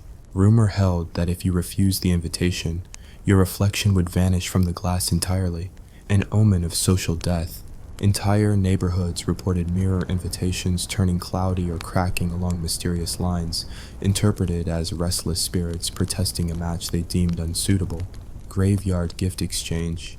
In a grim twist on the customary exchanging of gifts, large estates sometimes hosted a pre-wedding excursion to the family crypt or a nearby village graveyard.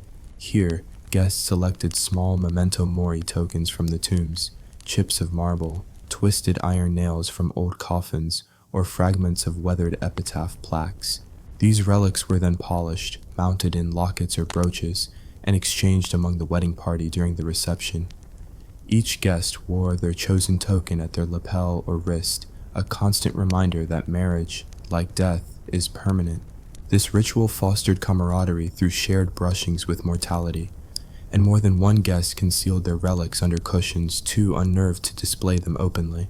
Toast with the widow's cup. Mid-reception, after the customary cakes and confections, the master of ceremonies would present the widow's cup, a blackened goblet rumored to have belonged to a woman whose husband died just after their wedding night. The bride and groom were expected to drink from this cup first, symbolically acknowledging that no couple can outrun grief. The cup's contents varied, sometimes a heady port, other times a herbal infusion of wormwood so bitter it brought tears to the eye. Each sip was followed by a moment of silence, during which candles were dimmed and guests contemplated their own mortality and marriage's capacity to comfort or condemn. The phantom hors d'oeuvre. While guests lingered in the drawing room between courses, they were treated to a ghostly culinary display known as the phantom hors d'oeuvre. Plated bites, tiny skewers of pickled eel, candied violets, and deviled kidneys appeared on silver trays that seemed to float through the air, carried by footmen cloaked in voluminous black cloaks and veiled in gauze. These shadowy attendants made no sound except for the faint rustle of fabric, giving the impression that the snacks were delivered by unseen spirits. Guests sprang back at the sight of a tray drifting toward them, silverware clattering to the carpet. They forced polite smiles as they nibbled the morsels, every bite a reminder that even food could be an apparition in the Victorian wedding feast. The veil of silence ceremony. On the eve of the wedding, the bride would don a veil of silence, a thick, translucent gauze that covered her face and muffled her voice. She spent the entire ceremony unable to speak above a whisper, nodding along to speeches and toasts but never uttering a word. This vow of silence lasted until the very end of the reception, at which point the groom ceremonially lifted the veil, granting her vocal rebirth. Tradition held that any words spoken under the veil would curse the marriage with endless gossip and egg-eyed scandal. Thus, the bride communicated with gestures and practiced sign language taught by the groom's sister. More than one partygoer mistook her silent nods for feigning spells, touching off whispers that someone, maybe the bride herself, was truly silenced forever. The matrimonial mandrake hunt. Some affluent families went so far as to stage a mandrake hunt in the grounds surrounding the manor. Mandrake roots, mythologized for their human-like shape and ear-splitting screams when unearthed, were prized for their aphrodisiac properties, albeit with a supernatural price. Early in the morning before the wedding, the groom and his closest male relatives would venture out with spades and gratitude, supposedly to collect a few shrieking roots. The loud shriek of the disturbed mandrake was thought to ward off evil spirits, but if one heard the cry unprotected, legend said they'd go mad or lose the memory of their beloved. The roots were presented to the bride at the banquet in a display case of glass, each shriveled figure twined in ivy. Guests noted a hush fall over the hall whenever the case was opened, as though the mandrake's scream still echoed in the rafters. The lock of life ritual. Finally, no list of creepy Victorian wedding customs would be complete without the lock of life ritual. As the newlyweds prepared to depart the reception, they severed a single lock of hair from both their heads, one from the crown, one from the nape, and placed them into a small silver locket carved with entwined snakes. This locket was then buried in a secret spot on the groom's family estate, where a young sapling was planted over it. The tree's growth was believed to reflect the strength and longevity of the marriage. Couples returned on each anniversary to water the tree. Should it wither, the marriage was thought doomed. More than one mourning mother tended the tree herself after her daughter's divorce or widowhood, watering its wilted branches with tears and tea, forever culturing a bittersweet living monument to love and loss. With these 13 rituals, and many more whispered in hushed corners of dusty archives, you can see that Victorian weddings were less about sheer romance and more about dancing with ghosts, courting mortality, and proving one's bravery before a white-gloved audience. Part 2 of our journey into the macabre is just the beginning. In the next segment, we'll reveal the even darker customs involving post-mortem photography, coffin guest books, and ceremonies conducted in moonlit crypts. Prepare yourself, dear viewer, for a descent into matrimonial rites that blur the line between life, death, and the downright uncanny. The Crypt Lantern Procession. As dusk falls on the third day of celebrations, the wedding party reconvenes for a macabre nighttime ritual known as the Crypt Lantern Procession. Footmen in black tailcoats hand each guest a small lantern, their glass panes etched with mournful phrases like memento mori and dust to dust. The lanterns are filled not with oil but with flaming rosemary and rosin, so their scent recalls both myrrh and scorching wood. The bride and groom lead the cortege across the manicured lawns to the family mausoleum, its iron gates yawning open like the jaws of some stone-eyed beast. Within the tomb's entryway, the air is cold enough to frost one's breath. An orchestral lament, performed by musicians stationed inside niches carved into the crypt walls, oozes out in low, dirge-like tones. As each guest steps through the threshold, the rosin-soaked flame gutter briefly, and many bow until the flame steadies, lest they anger the dead. The couple walks slowly down the central aisle, their lanterns flickering shadows that dance among marble sarcophagi inscribed with names stretching back centuries. Whispered one-line epitaphs are read aloud by the chaplain, each a cautionary tale about love cut short. Here lies Emily, wed at 20, it lasted but a blink. At the crypt's heart stands a small raised platform, where the bride and groom pause to recite vows once more, louder this time, as if to prove that their bond can withstand the silence of the tomb. On cue, guests toss rose petals into the abyss around their feet, fresh blooms atop dead stone, and return to the manor in solemn cadence, lanterns swinging, reminding them that marriage joins not only two hearts, but two destinies destined to face mortality. The widow's farewell, garland. After the chills of the crypt are finally left behind, the morning brings a strangely sweet yet unsettling ceremony, the widow's farewell. In tribute to wives who have outlived their husbands, the bride must fashion a garland from specific flowers: cyclamen for sorrow, snowdrops for hope, and lavender for remembrance, and place it upon the tomb of her ancestors in the estate's private chapel. The chaplain instructs her to leave the garland overnight. The next morning, she must retrieve it. If any petals have fallen or turned brown, it portends a short marriage or early widowhood.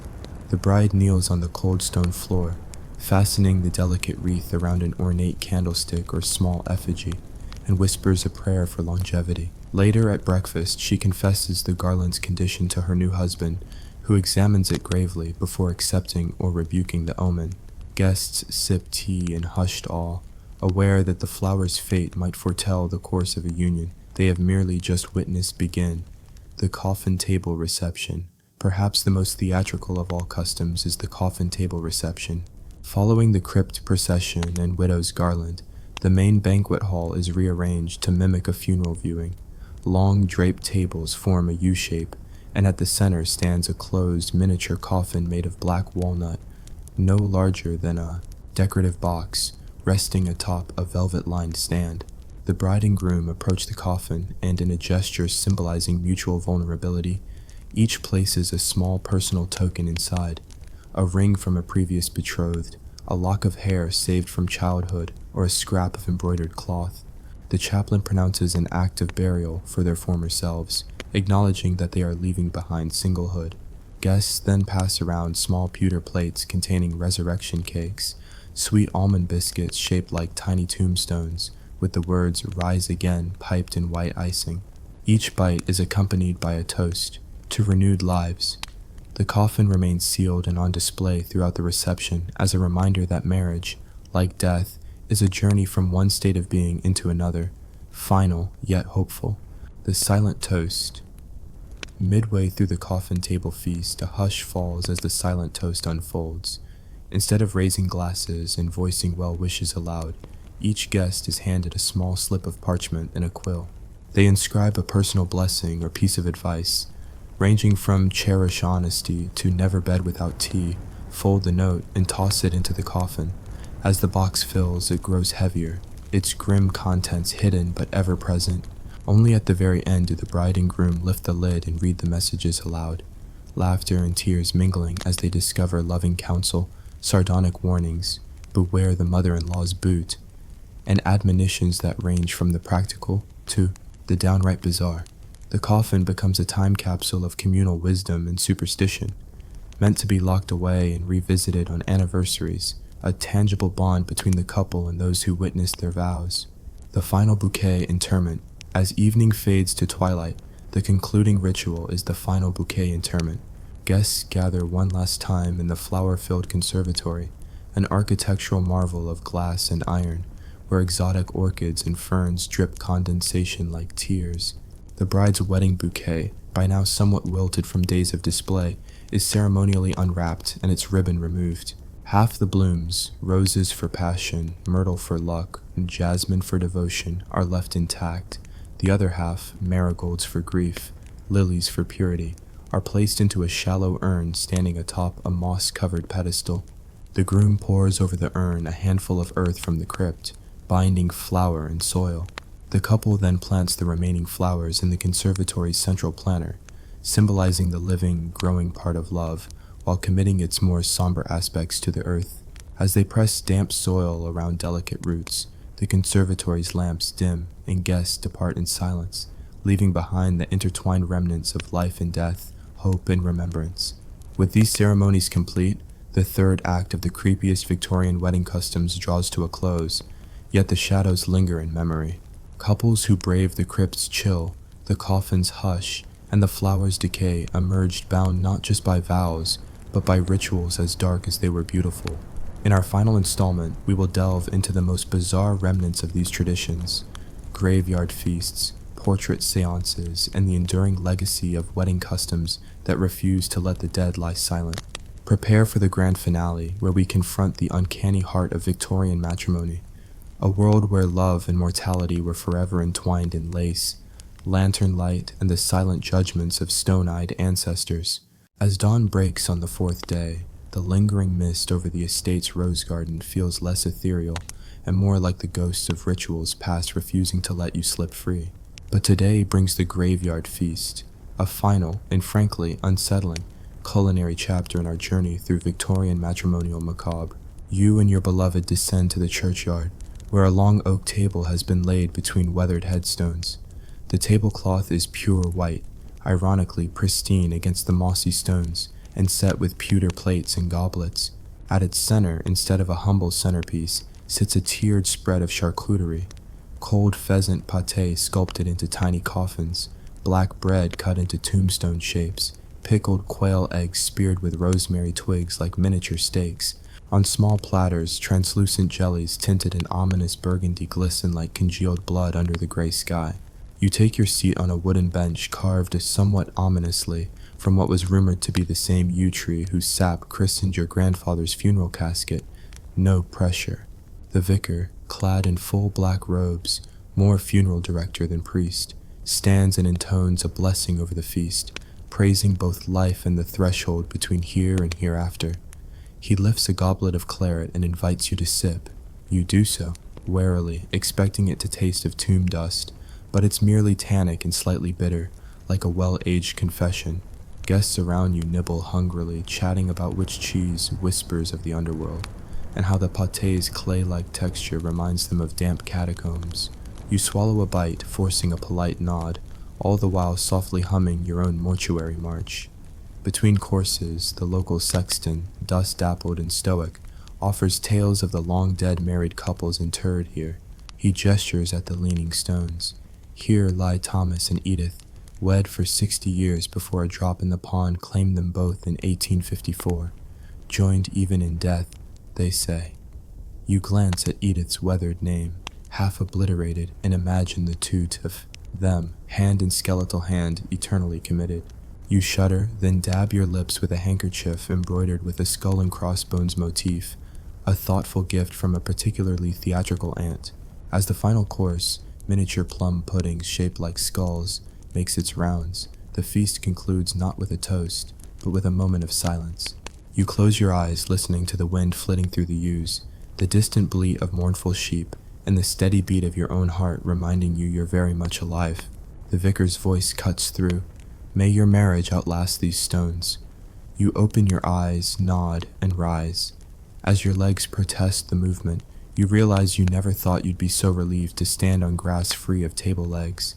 Returning to the manor, the atmosphere shifts from graveyard solemnity to something resembling carnival gloom. In the great hall, the walls adorned with ancestral shields and battle axes seem to lean inward in conspiratorial curiosity. Here awaits the penultimate spectacle, the portrait séance. An easel stands beneath a grand portrait of the bride's great-great-grandmother, her painted eyes following you like a curious cat. Before it, a small round table draped in purple velvet is set with a camera box, the era's cumbersome photographic apparatus, and a handful of props, a lace fan, a black ribbon, and a glass vial of spirit ink used for writing messages believed to be guided by the beyond. The photographer, an austere man with pince-nez and a whispering voice, instructs you to sit side by side, hands joined atop the table, and to gaze steadily into the camera's lens. As the shutter's accordion bellows contract, the photographer murmurs invocations to coax the ancestors to join the likeness. You hold your breath, fingers trembling, half expecting a ghostly silhouette to materialize behind you. The exposure takes several agonizing seconds, an eternity in which you must remain as motionless as a marble statue. When the photographer snaps the final plate, you barely blink before it's over, and you flop back onto the velvet chair, heart racing.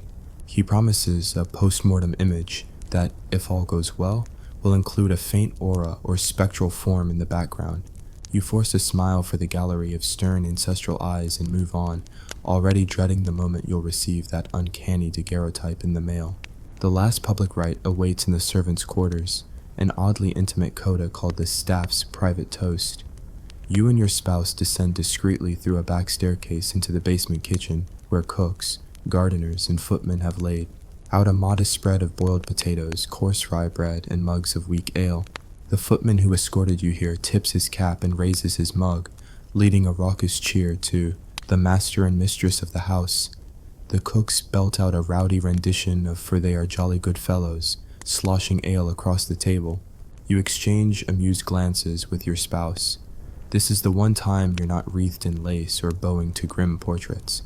You clink mugs, rough hands brushing yours, and savor the simple flavors of community unfiltered by cobwebbed customs. Finally, as dusk deepens into night, you are shepherded back to your private chambers. The maids stand ready with a simple linen dress, no corset, no petticoats, and a fresh candle. You change gratefully, feeling as though you're shaking off days of spectral scrutiny.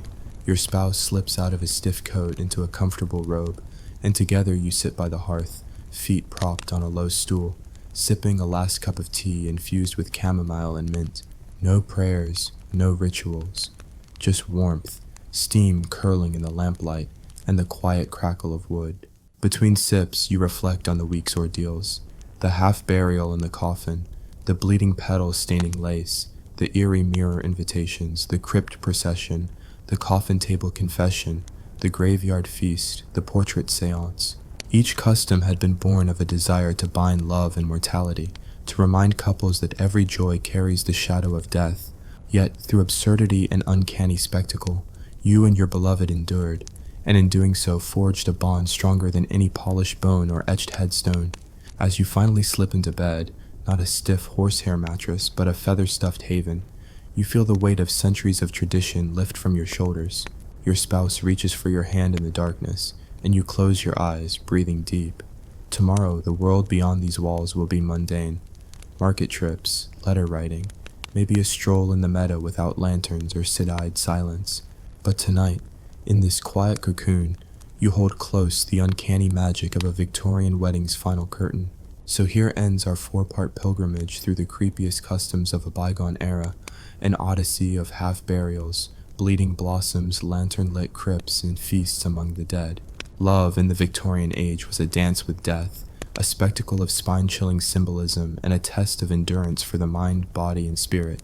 And yet, out of this Gothic pageantry emerged the same enduring truth, That marriage, at its heart, is a vow to face life's mortality hand in hand, to laugh in the face of absurdity, and to find warmth even in the coldest of tombs. May your own customs be less corpse-laden, but may your love shine all the brighter for surviving the uncanny. Hey guys, picture this. You wake up one morning in Victorian England to discover that by law, your husband has the power to dictate nearly every facet of your life, from where you live to how you spend your own money. Sounds like fiction? Welcome to marital coverture, the 19th century legal nightmare that transformed wives into perpetual minors on paper. Ready to delve into the jaw-dropping laws that gave husbands near absolute authority over their wives? Let's dive in. Marriage as the ultimate contract. In Victorian Britain, marriage wasn't a romantic union so much as a binding legal contract that effectively erased a woman's separate legal identity.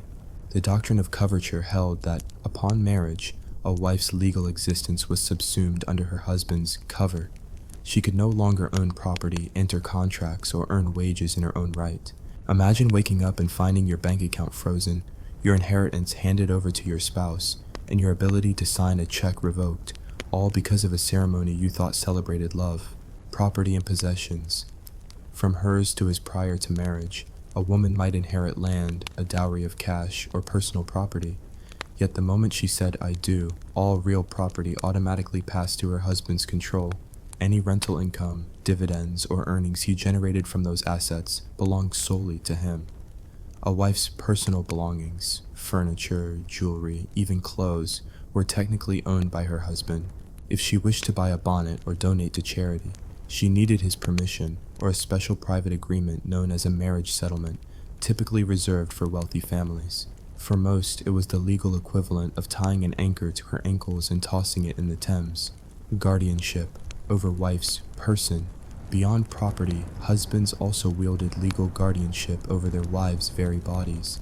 Victorian law recognized a husband's right to correct his wife's behavior, even physically, under the archaic moderate correction doctrine. Though called moderate, this allowance was as vague as it was dangerous.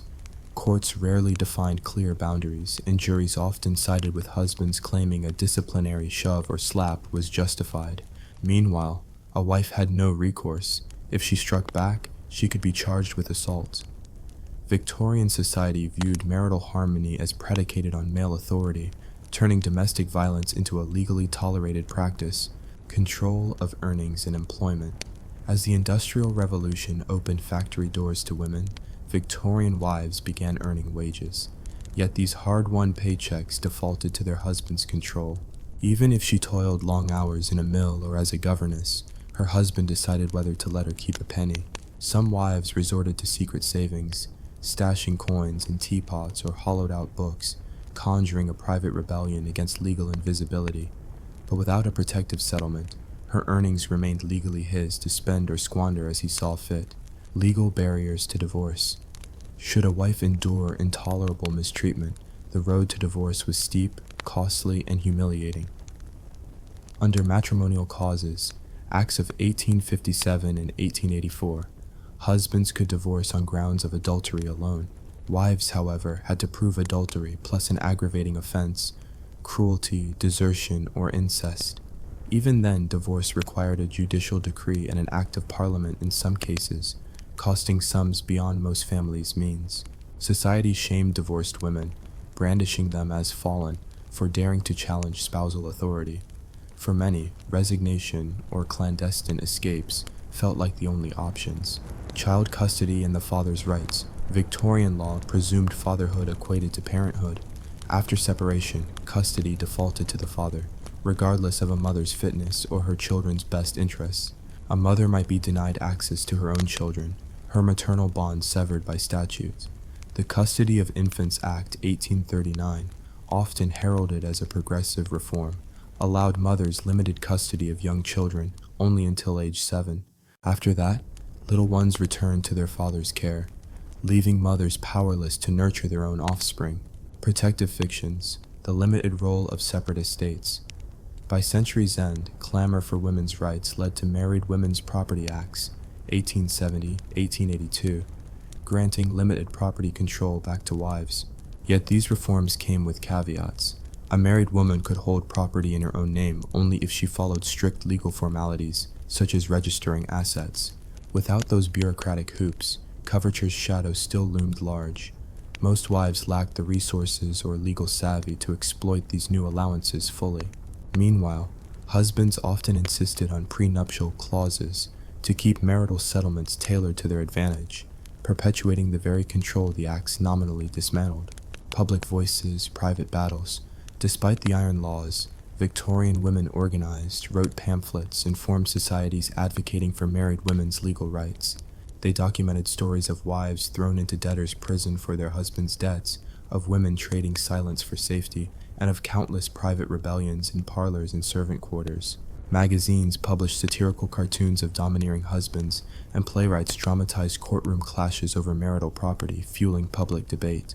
Yet real change crawled at a snail's pace, leaving generations of wives to navigate a legal labyrinth that denied them autonomy. Surviving the legal straitjacket.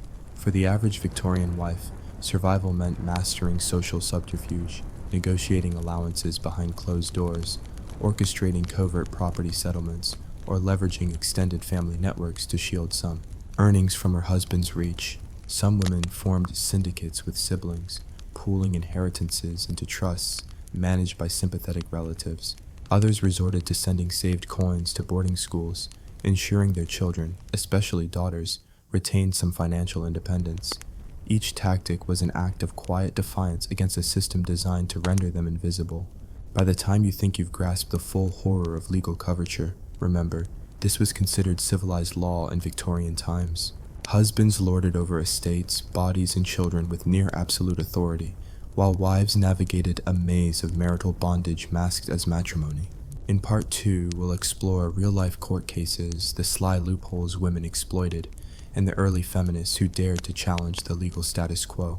Stay tuned for more jaw-dropping absurdities from a bygone era, where love was declared eternal, but women's rights were extinguished at the altar. And so, we pick up our tale of legal bondage where we left off, draped in frills of injustice and stitched tight by Victorian statutes. In this second act, we'll wander through scandalous courtroom dramas, marvel at the contortions of women desperate to claim a sliver of independence, and salute the dauntless reformers who dared to defy the iron grip of coverture. Take the case of Eliza Thornton, a genteel lady whose husband, Sir Frederick, treated her inheritance as his private purse.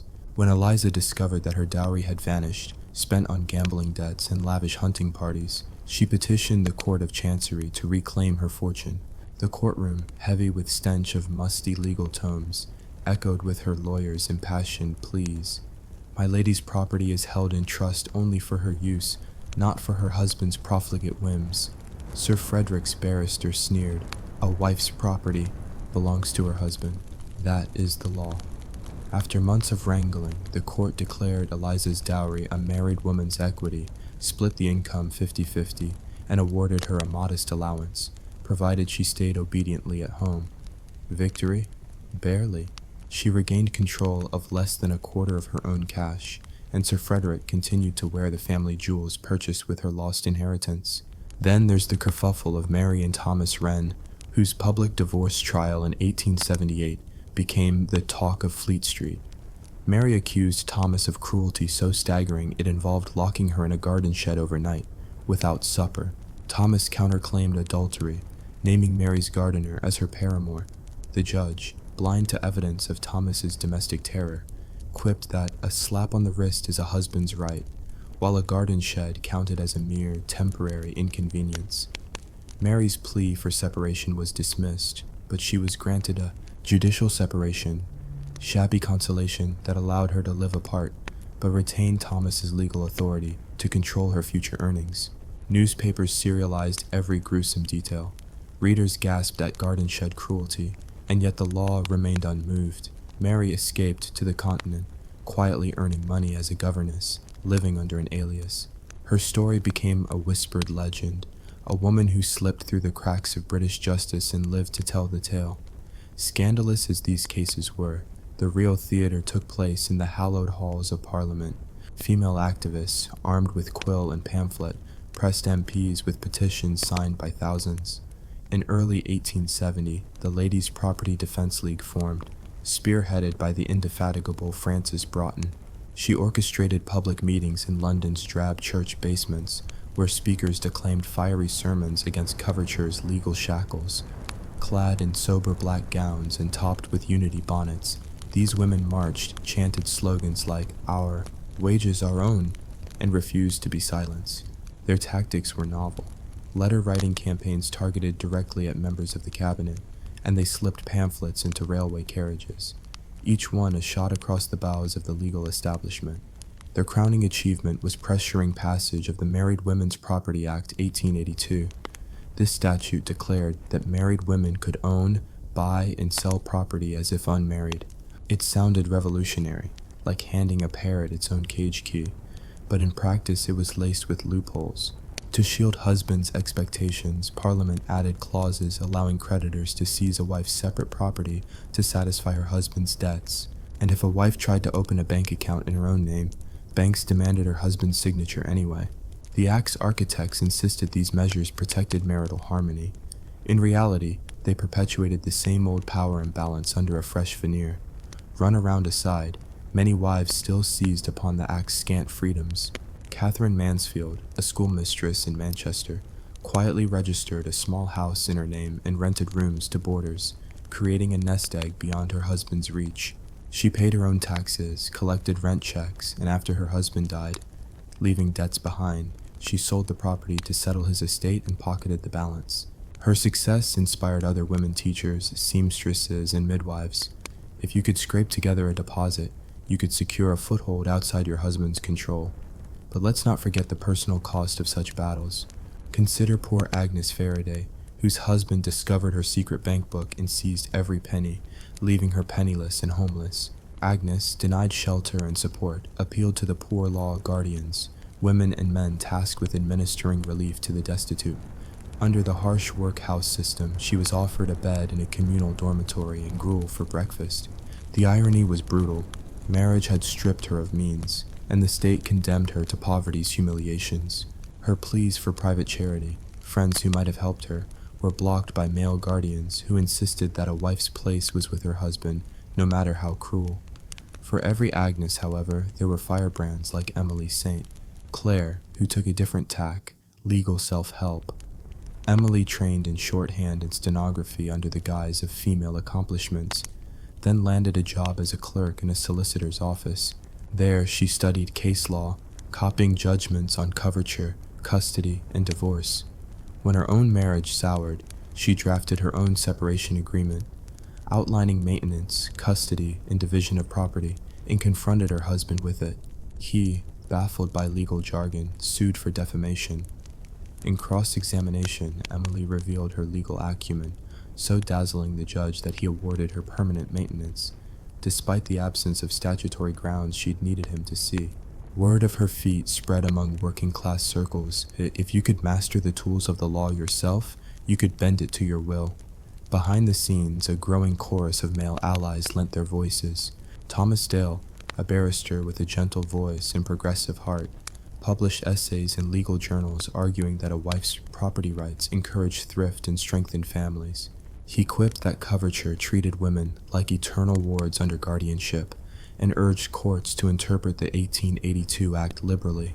While many judges scoffed, a few adopted Dale's view, granting women larger allowances in separation cases and acknowledging spousal cruelty as valid grounds for divorce, a revolutionary shift in legal culture. Yet not all husbands were villains. Some, enlightened by burgeoning feminist thought, voluntarily entered marriage settlements granting their wives control over certain assets. Industrialist Albert Wycliffe stunned society by drafting a prenuptial agreement that guaranteed his wife Marjorie the right to her own earnings in the run of a country cottage outside town. He insisted such measures would preserve domestic peace and prevent quarrels over money. Gossip columns dubbed Marjorie invincible for her contractual freedoms, and Albert was hailed a visionary, though they concluded with gentle ribbing that he must be under some matrimonial enchantment. Meanwhile, the suffrage movement appropriated the coverture fight as part of a larger struggle. Millicent Fawcett and Emmeline Pankhurst, icons of constitutional and militant wings, both argued that political enfranchisement would give women leverage to reshape marriage laws. Their campaigns for the vote were punctuated by demands for equal property rights, protection from domestic violence, and fair custody provisions. Petitions soon combined both causes: votes for women, votes for married women's property.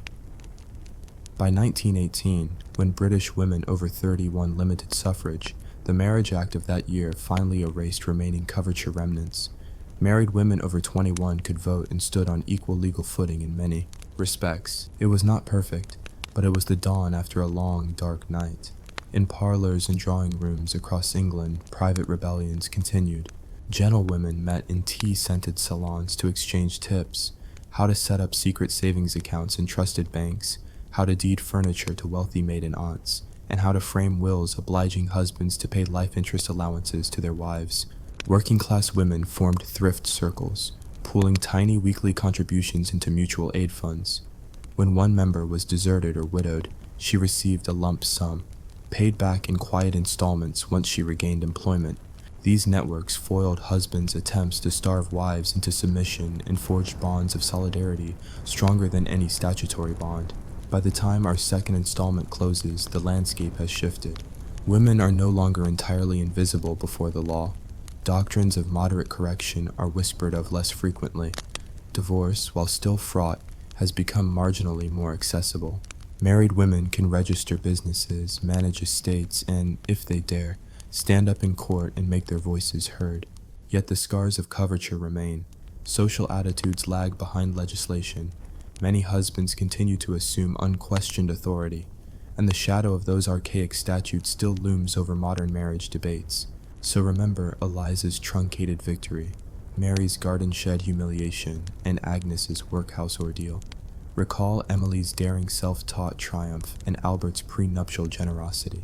Recall Frances Broughton's pamphlets fluttering like battle flags in chilly winds, and the thrifty circles meeting over soot-blackened teapots.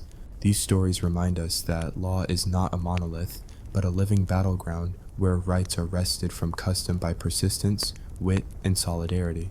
Stay tuned for Part 3, where we'll plunge into specific landmark trials, dissect the Matrimonial Causes Acts with surgical precision, and revisit the earliest battering ram reforms that finally shattered coverture's iron bars.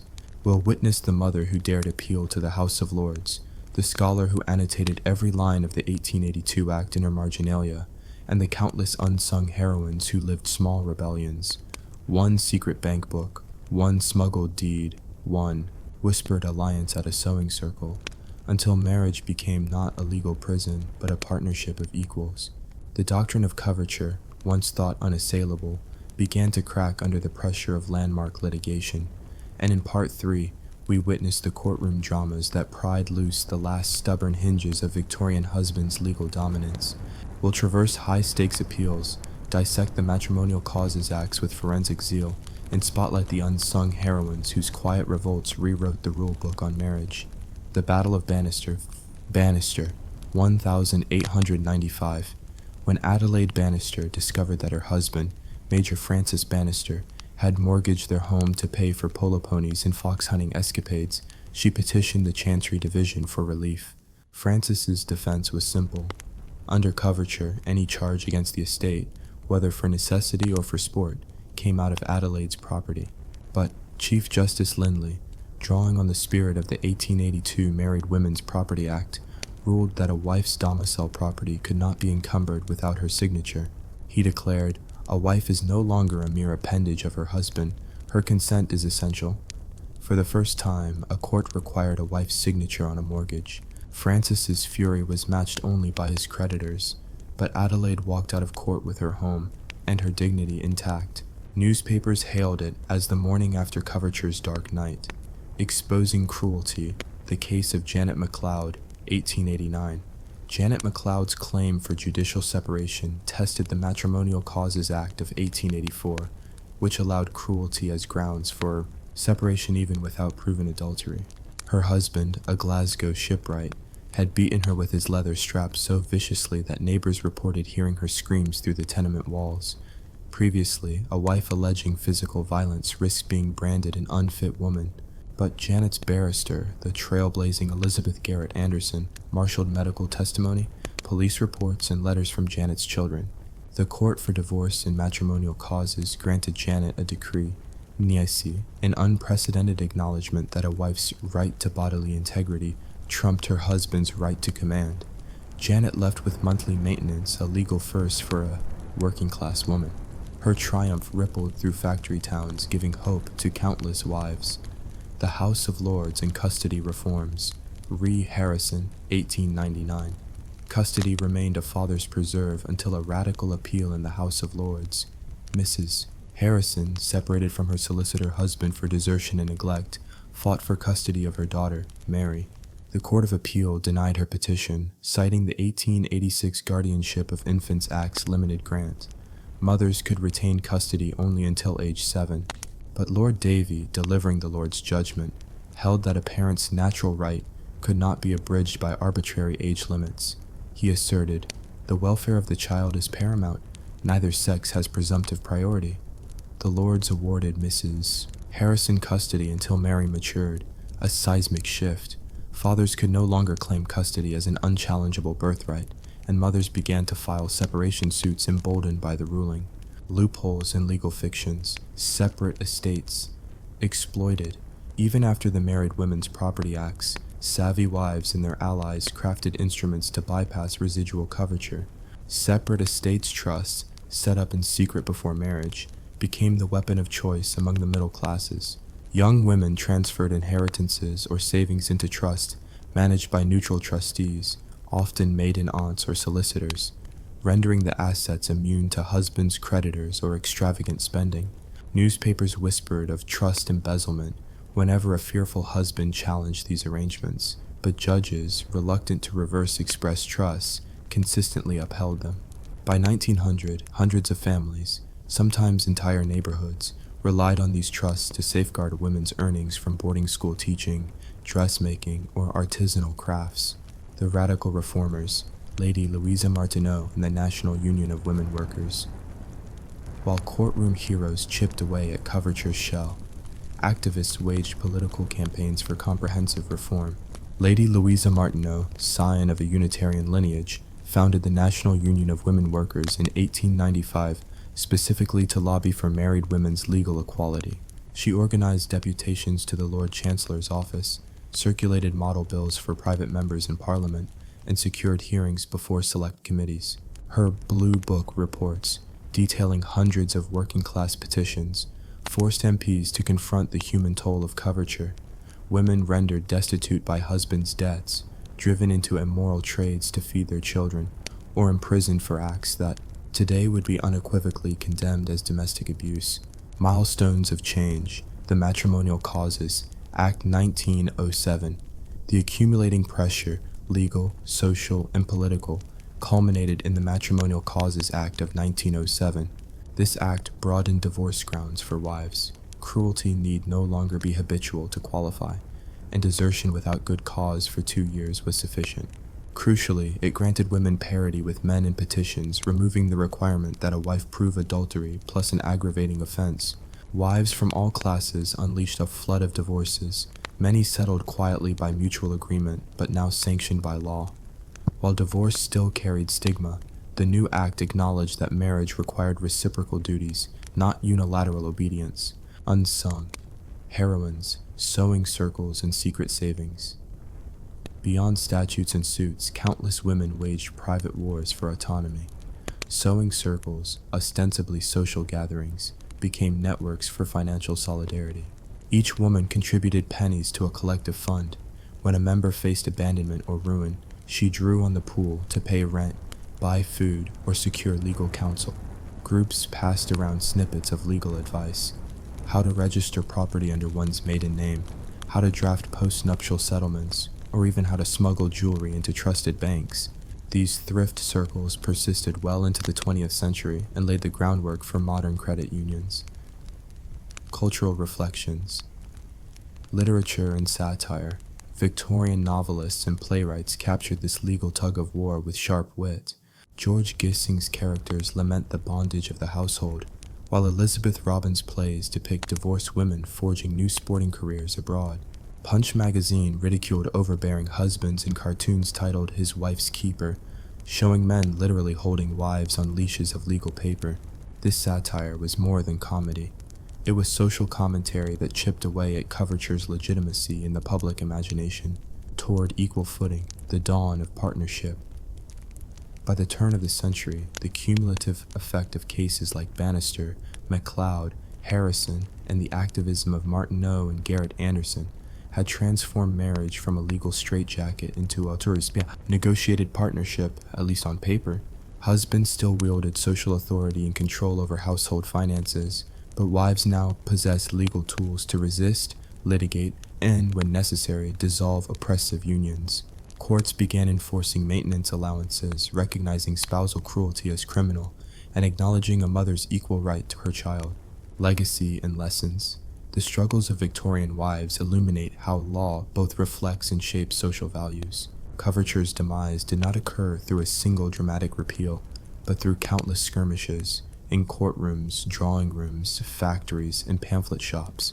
Each judgment, each trust deed, and each petition signaled that women were no longer content to be legal nonentities. Their victories, hard-won and often incomplete, laid the groundwork for the full personhood, later enshrined in legislation and suffrage. As we close Part 3, recall the courage of Adelaide Bannister confronting a gambling-mad husband, of Janet MacLeod defying social shame to claim bodily sovereignty, of Mrs. Harrison appealing to the Lords for her child, of sewing circle sisters pooling their pennies against domestic ruin. These stories remind us that legal structures can oppress, but they can also be bent and remade by determination, solidarity, and a touch of cheeky defiance. Stay tuned for Part 4, where we spotlight the final dismantling of coverture, the pivotal 1919 Guardianship of Infants Act, the silent victories of World War I labor, and the first married women elected to Parliament. Women who, having once been legal chattels, now shape the laws themselves. The age of Victorian legal bondage gave way to modern partnership, but its lessons about power, persistence, and the rule of law continue to resonate today. As the first light of the 20th century crept into Victorian draped drawing rooms, the last shackles of coverture were pried off by statutes, wars, and women whose courage outstripped any husband's authority.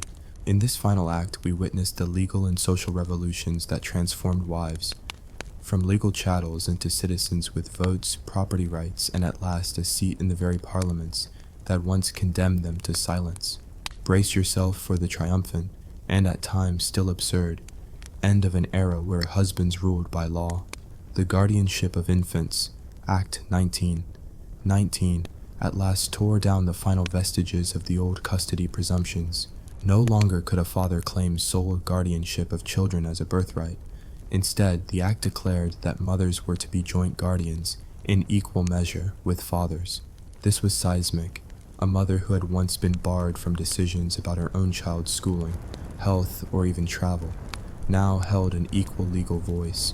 Suddenly, courtroom battles over natural rights gave way to arguments based on the welfare of the child, a concept so radical it read like science fiction to judges steeped in male prerogative.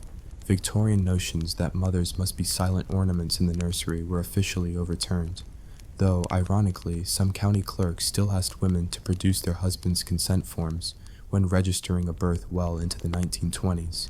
Meanwhile, the gargantuan upheaval of World War I forced millions of women into factories, munitions plants, and offices, earning wages, mastering machinery, and outpacing countless male colleagues who were off at the front. When the armistice was signed in 1918, the government faced a dilemma: how to send these indispensable workers home without provoking riots. The solution was twofold. First came the Representation of the People Act 1918, granting suffrage to women over 30 who met property qualifications, effectively rewarding wartime service with political voice. Then, in 1919, the Parliament Qualification of Women Act opened the door for women to stand for election. The very halls whose occupant lists once read as Mr. Only now admitted female candidates, undermining centuries of legal ideology that marriage forever confined a woman to domestic privacy. Nancy Astor's election in 1919 as the first woman member of Parliament in the House of Commons delivered an ironic punch to the patriarchy. Nancy, an American-born socialite turned British politician, strode into the chamber wearing a tailored suit rather than a corseted gown, She reportedly quipped that a woman's vote was like learning to use a razor, sharp and potentially dangerous to the unprepared male ego. Her presence shattered the once immutable link between voting rights and domestic obedience. Here was a married woman, subject to none of her husband's legal commands, debating peanuts in Parliament and demanding reform to laws her own ex-husband had once policed at home. Yet legal progress rarely proceeds in neat steps. The Matrimonial Causes Act 1923 equalized grounds for divorce. Adultery alone, once a sufficient reason for a husband to divorce his wife, now suffice equally for a wife.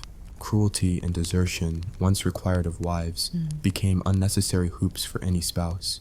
Suddenly, an adulterous wife no longer faced the double standard of proving additional offenses. This seemingly modest shift removed a major source of male leverage, the threat of a one-sided divorce that could leave a wife penniless and socially ostracized. With the next Matrimonial Causes Act of 1937 further liberalizing divorce grounds, allowing for cruelty without a prior period of separation and acknowledging habitual drunkenness and insanity as valid reasons, marriage became a contract with exit ramps, not an inescapable prison. Behind each legislative victory lay the unsung toil of grassroots networks. Women's institutes across Britain hosted civic classes teaching neighbors how to register to vote, how to fill in divorce petitions, and how to apply for separation orders. In tea-stained church halls, retired suffragettes like Millicent Fawcett and Emmeline Pankhurst recast themselves as matrons of legal literacy, translating complex statutes into everyday parlance. You may now own your own house. You can refuse his. Moderate correction. You need no man's signature to open a bank account. Working-class women, once bereft of the means to petition a court, formed self-help lodges that pooled small weekly dues to fund legal advice clinics, staffed by volunteer female barristers who offered pro bono assistance in domestic disputes. Academic women also left their marginalia in law textbooks. Female law students annotated the 1882 Act's every comma and semicolon, identifying latent ambiguities and suggesting amendments. Their notes circulated as photocopied pamphlets among legal aid societies. In 1925, a group of these scholars published The Legal Status of Married Women, a monograph so detailed that some MPs simply adopted its recommendations verbatim in parliamentary debates. The irony was delicious. The very legal frameworks constructed to suppress women became the raw material for their own emancipation, wielded by sharp-tongued academics whose gender barred them from official lectureships well into the 1930s. Cultural representations both reflected and propelled change. Films such as Woman to Woman, 1923, depicted heroines walking out on abusive husbands and reinventing themselves in the metropolis. Scandalous premises in print now normalized on celluloid. On stage, George Bernard Shaw's Pygmalion challenged conventions of class and gender, while Noel Coward's comedies gleefully lampooned domineering husbands and the doomsday talk of women's lib. Newspaper columns celebrated the new woman who juggled career and marriage, spurring real-life wives to demand professional qualifications and join fields from nursing to journalism. By mid-century, marriage settlements had mutated from instruments of male power into egalitarian prenuptial contracts. Couples drafted partnership agreements outlining separate bank accounts, property rights, and even dispute resolution clauses, complete with arbitration panels drawn from family and friends. Modern lawyers swapped Victorian trusts for standard form schedules and conveyancing, ensuring that wives could suspend a husband's rights to sell the family home without her written consent. Financial advisors touted dual income planning, an entrepreneurial far cry from the days when a wife's wages were automatically diverted to her husband's purse. And yet, for all this triumph, echoes of coverture lingered. Some senior judges, vestiges of an earlier era, still admonished wives in family courts with paternalistic lecturing. A woman's first duty is her home, they warned, even as they granted her equal property rights. In small towns, bank clerks occasionally insisted on male guarantors for mortgage applications, citing bank policy. Widows' pensions sometimes required reams of proof to demonstrate dependence on a late husband's earnings, a bureaucratic hangover from the old breadwinner model. These bureaucratic snags reminded every woman that legal equality on paper does not instantly erase centuries of social attitude. Nonetheless, the cumulative effect by the 1950s was undeniable. Married women could vote at 21, sign legal documents, own and manage businesses, initiate divorce on equal terms, and share equal guardianship of their children. In a single lifetime, the legal landscape had tilted astronomically, from total absorption under a husband's identity to autonomous citizenship. Victorian husbands' legacies of control were repurposed, reframed, or finally abolished. A wife's apron strings were replaced by parliamentary briefs and bank ledgers, each stroke of ink further dismantling the last barriers of marital subordination. As we close this four-part saga, consider how far and how fast the arc of legal history bent toward partnership, from the iron fist of coverture through the tentative clicks of judicial chisels in Bannister and Harrison to the full emancipation of the 20th century. We've traced a journey of extraordinary resilience. Wives became litigants, voters, lawmakers, and property owners. Their husbands, once armed with near absolute authority, found themselves negotiating prenuptial terms and guarding against mutual claims of cruelty. The old specter of moderate correction faded into a shocking footnote. Coverture joined footnotes in legal treatises, remembered more as a cautionary tale than as a living doctrine. So raise a metaphorical toast, no husband's permission required, to the women who turned law books into weapons, to the MPs who heard their voices, to the judges who toughened their precedents, and to every wife who tucked away a coin or whispered, "Legal tip," in a friend's ear. They survived the nightmare of marital inequality and rewrote the rules of marriage itself. May their legacy remind us, laws can oppress, but they can also be toppled by the wills of the oppressed, and partnerships, once forged in defiance, endure far longer than any statute of domination.